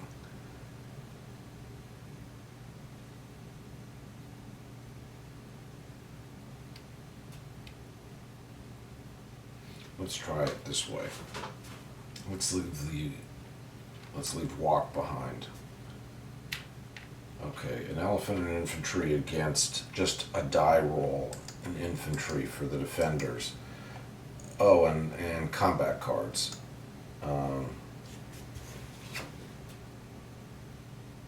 Add 2 CV or CV to your combat value, so 1 die plus 2 CV. There's nobody there to use it. Oh, wait a minute, yeah. Oh, she has, they have a fortress, so they can use this, technically. So, plus 2 CV, 1 die. 1 hit. Sorry, and a canceled hit. So it's a hit and a canceled hit. I have to remember that. The fortress gets them the canceled hit. So it's 1 hit, 1 canceled hit against now an attack of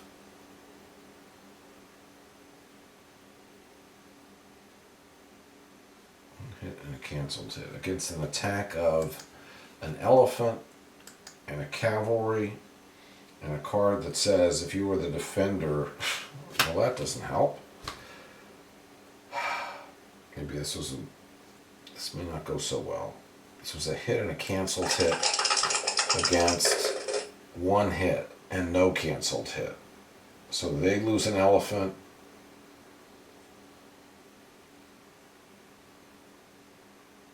And they don't get hit. That attack favored the the Egyptians, but at this point the Egyptians are defenseless against this infantry unit, which is going to take over the city. So the city is effectively captured.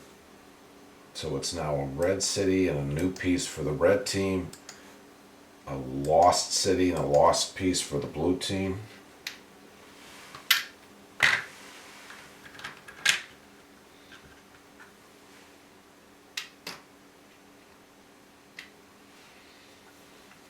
And it's the 4th action for red. They have some defensive units here. They don't have enough to build units here. Somebody's got to call into this at some point. They've got the idea is they're gonna take monuments and grab Great Gardens Wonder.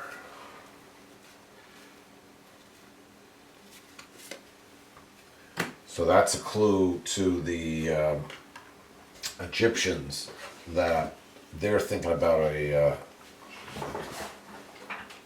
wonder as well, which means that the Egyptians really need to focus on a wonder, and maybe an event card for the Mayans. Barbarians attack. Identify barbarian settlements within 2 spaces of your cities. One there, one there. Of these, the settlement containing the most number of barbarian units attacks your closest city. Jesus. Oh man. What happens when they attack and there's only a fortress to defend?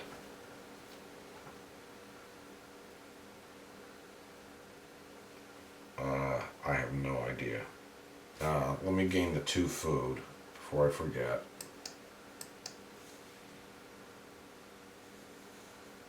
Of these, the settlement containing the most number of barbarians attacks your closest city. So barbarians, I just have to review the rules here. Barbarians attack you.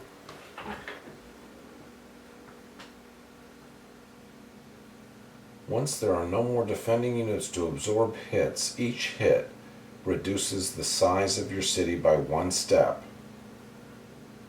If the settlement piece is removed, the city is destroyed. Okay, so we could potentially lose city pieces here. Okay, this is combat from the barbarians. And we're going to roll first. We get 1 die and 1 canceled hit for the fortress.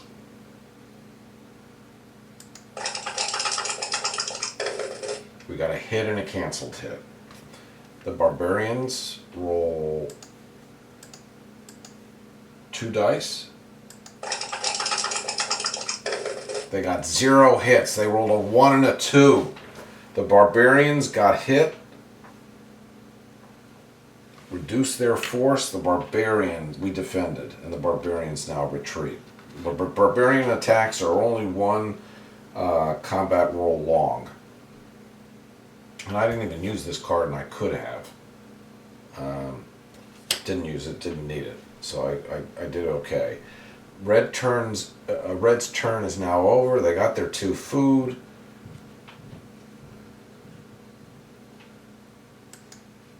Now what? Blue's turn. Well, Blue can finish the job they started and try to go for the cultural influence again. They're behind on score at this point. They have really no reason not to. Cultural influence. A roll. They need a 5 or a 6. It'd be nice if they can get it out of the way and not have to roll twice. They didn't.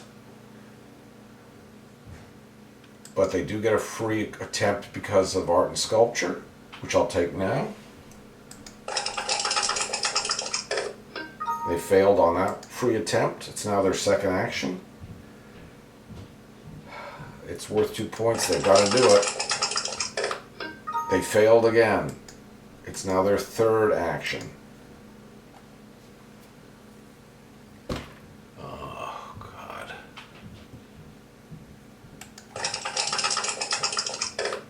Failed again. Oh, my God. They're blowing an entire turn.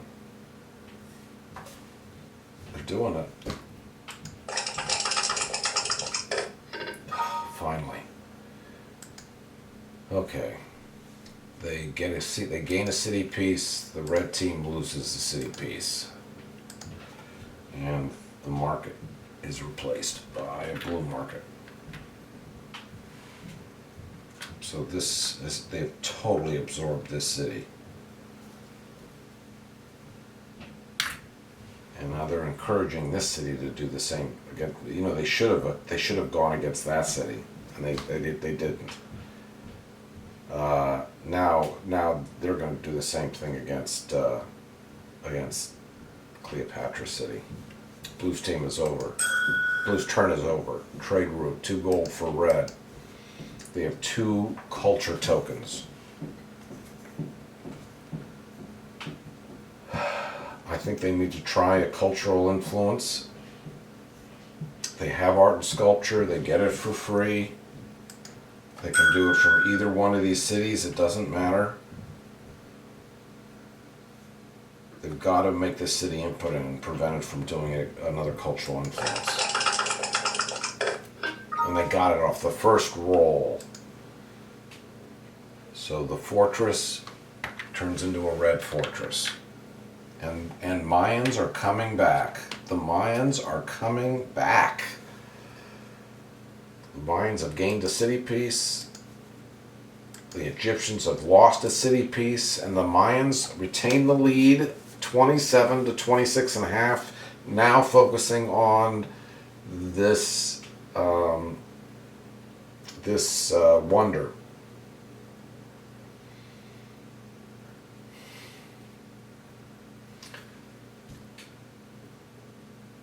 And that was a free action for their art and sculpture. Wow. Okay. Mathematics. Oh, they don't have. No, they have philosophy. Can they take mathematics for free? You can acquire this advance at no resource cost if you've previously acquired priesthood. We've got to really focus on the wonders. So we're going to go for mathematics, which is free of, doesn't cost resources if I previously got philosophy. What do I need here? I need engineering and irrigation, so I need to get engineering. But I need to get culture tokens, so we're going to take mathematics, which gets me an idea.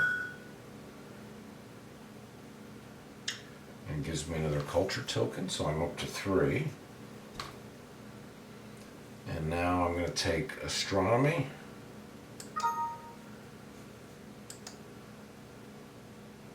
Which gets me another idea. You may be able to ignore, we got a famine, and everybody's got irrigation, so nobody loses anything. So that's not an effect. Okay, we've got 2 gold still. We can acquire chemistry. That'll bring my culture level up to where I need it to be.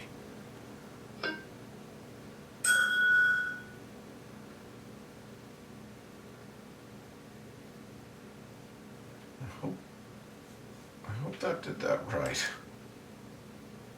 I had 2 golds and an idea.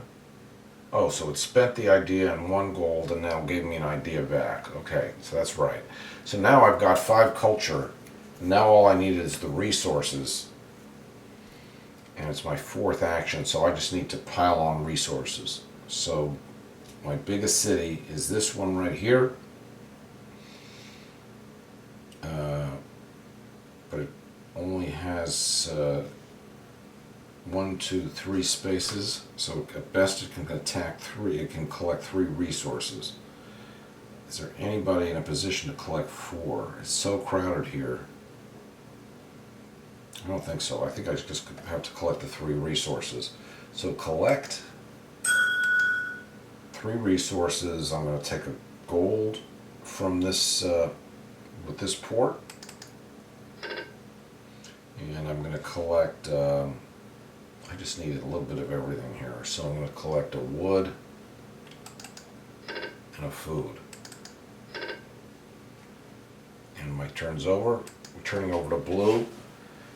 Blue realizes this is a race now to get a wonder. They have to stay in the game. They have to get them with this wonder.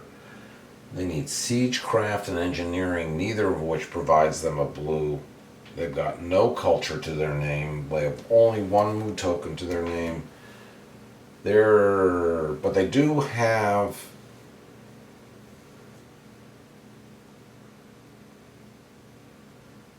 they can get this, they do have priesthood, which allows them to get this at no resource cost, and they're the ones who need all 4 science.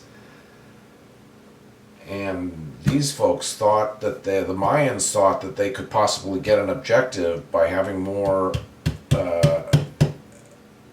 But they still all have. Didn't they? I don't know. The Mayans have to check to see if they're going to end up having hold on a second. We don't have any resources, so first thing we have to do is collect.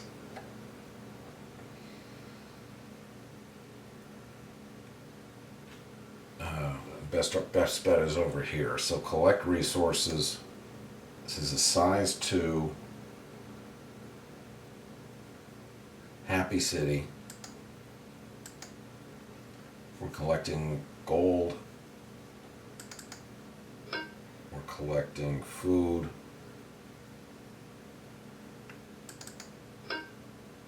And we're collecting ore.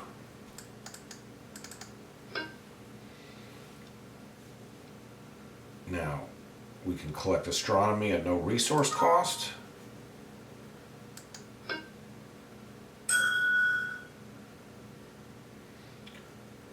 Blue placed an exhausted token. That's one of these. So we're just going to use this white one on any non-empty, non-barren land space. This means one of your resources spaces get exhausted. I'm just going to use one more that I don't really care too much about. Probably that one. So that's exhausted.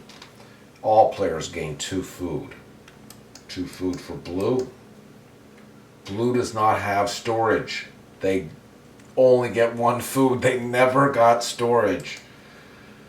2 food for red. Oh, that has to be embarrassing to them. Third action for blue.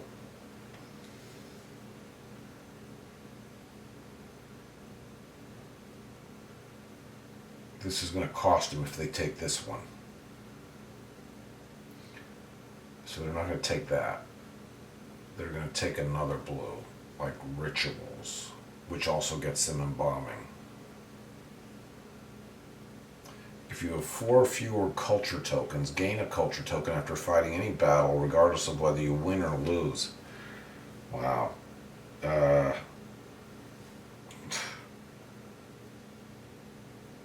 Nobody's in the mood for fighting anymore. Let's just take rituals. That brings my culture level up to 2. And my 4th action, I've got to take another blue. I have 2 gold. I can take writing.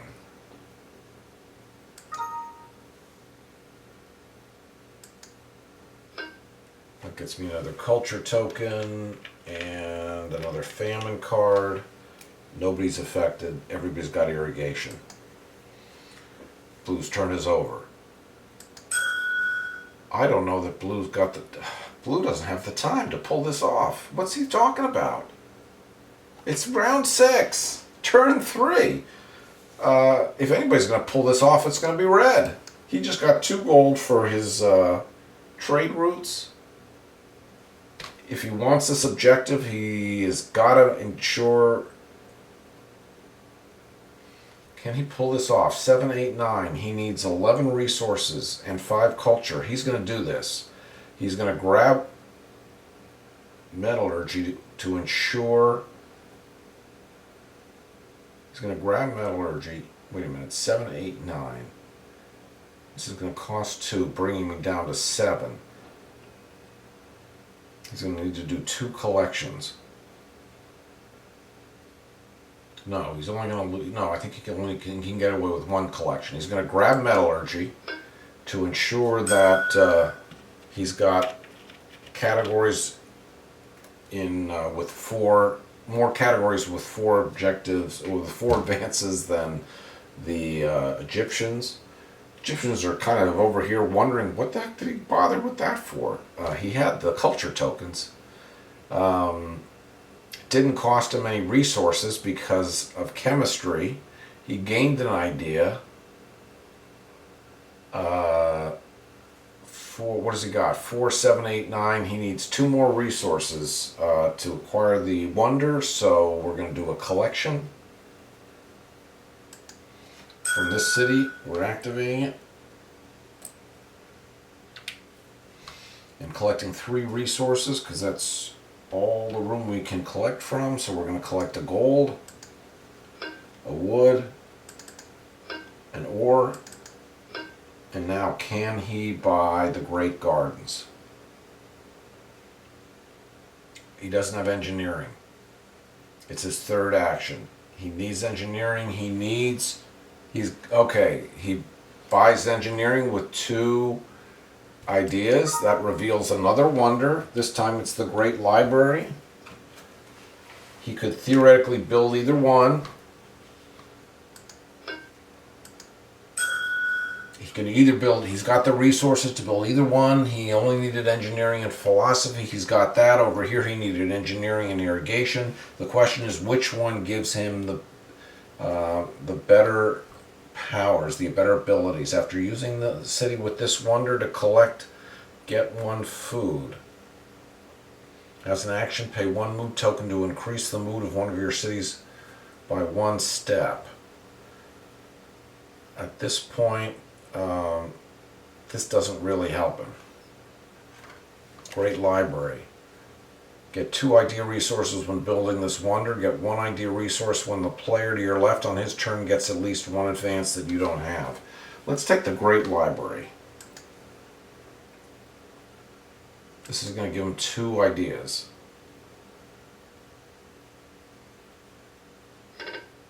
Puts his ideas up to 4.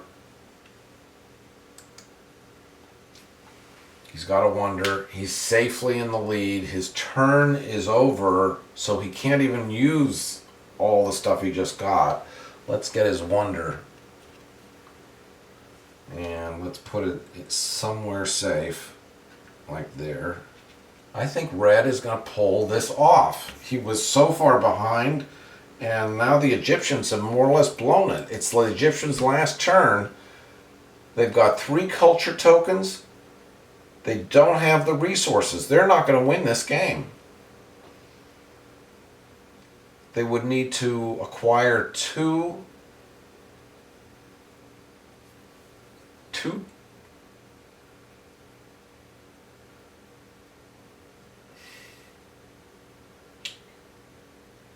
Hang on a second. Absolute power. Once per turn, pay 2 move tokens to take an extra action. It's going to cost them to get. They would have to get Dogma and Conversion to get the benefits of absolute power. Remember, they have Man God, which gives them the benefits of the. So they would have to spend 2 actions to get 1 free action. That's a loss. Doesn't help them. They don't even have the resources. They're not going to get a wonder. The Egyptians have lost. I don't think they're going to pull this off. They can grab engineering. They need resources before they consider doing anything else. They need to increase city size. They can't do a cultural influence anymore. Size 2. They have no place to do cultural. They do have a settler. Settlers can do cultural influence.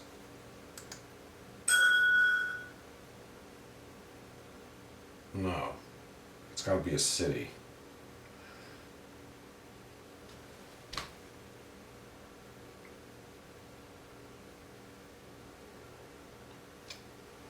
Can they possibly? They could attempt to culturally influence their own city. To do that, they would have to increase this city size. How are we doing? We don't have all 4 science advances. We need to do that. We do have all 4 culture. I think we need to get the science advances. We don't have the resources. Oh boy, oh boy, oh boy. Okay, we need to collect resources.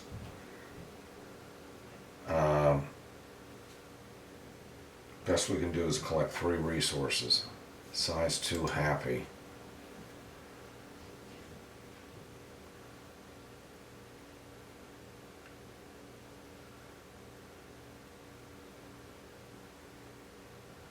They Goodwill, they don't have philosophy. Boy, they needed philosophy in order to get all the ideas from getting the science advances. Oh my goodness me. I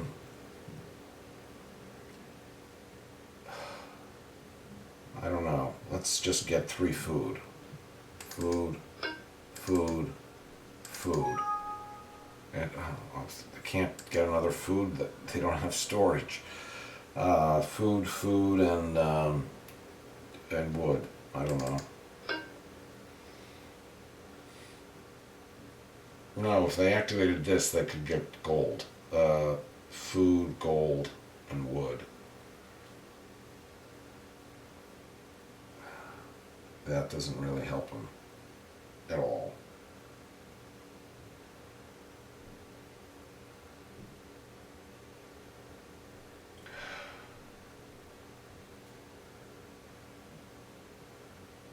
They need to collect again. They've got to get this objective. They need to collect again. So that was a collection there. Now they're collecting here. And they're taking a gold, a food, and a wood. Collect a gold, a food. They can't get another food. A gold, a wood, and an ore. For their third action, they've got to get these two. For their remaining 2 actions, they've got to get the science actions. So they get that. And red has gained 1 idea. It's not going to help them. So that they did that at no resource cost. This next one, they have to pay the resources for it. So we'll charge them 2 food. But they get chemistry for, oh man, they got metallurgy for free, so they don't have to pay 2 food because they had chemistry. It's over. Status phase. Completed objectives. I have no idea. You have more advanced categories. Red. They've got, with all 4 advances, they have 1, 2, 3 against blues. 1, 2. They get this objective. Another objective for the red team. I think the Reds got this locked up. Oh yeah, they got the wonder, I forgot. You were the only one to build a wonder this round. Another objective for red. Blue. You have all 4 science advances. They do have that. You have all 4 culture advances. They do have that. They don't have this. The game is over. Red is the winner with a score of 39 to 33.5. So here's the way scoring works. Let me just make a note.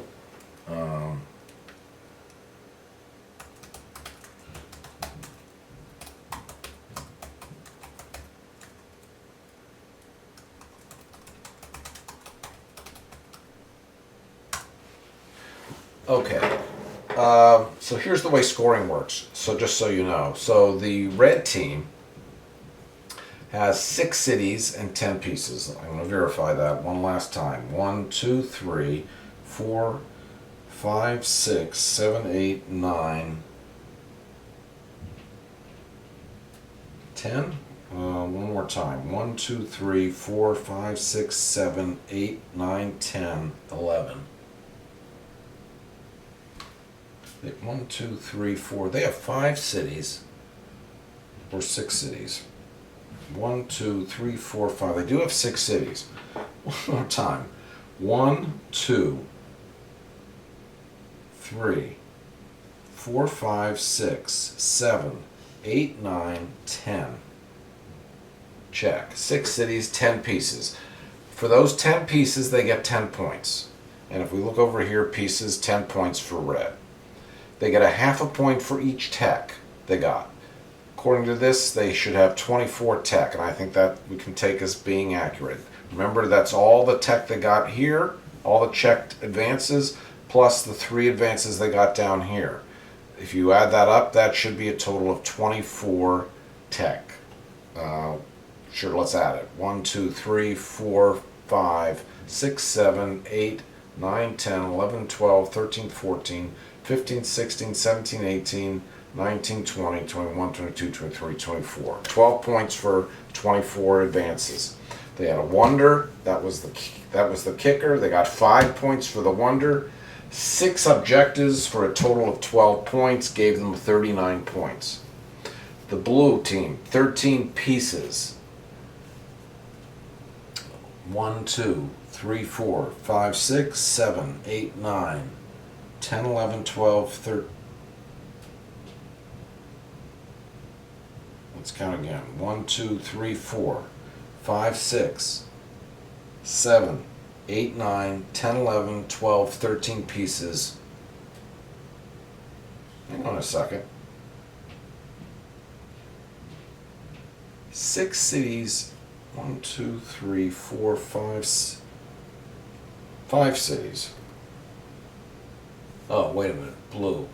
Sorry. 13 pieces. Is that what I counted? 1, 2, 3, 4, 5, 6, 7, 8, 9, 10, 11, 12, 13 pieces. Check.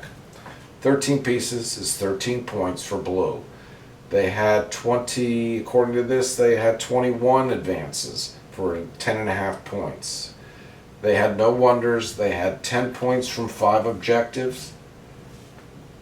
They were easily, it was the wonder that made all the difference. They couldn't pull it off in time, and they would have still needed more points. They would have been a half a point down. So the Mayans end up with a victory, 39 to 33.5. I thank you for watching. I hope I can make a decent video out of this. We're gone. Enjoy. If you haven't bought Clash of Cultures, I strongly encourage it. It's a great game. It's harder when you're playing by yourself, but still, it's a great game. Can't beat it. Bye for now. Thank you.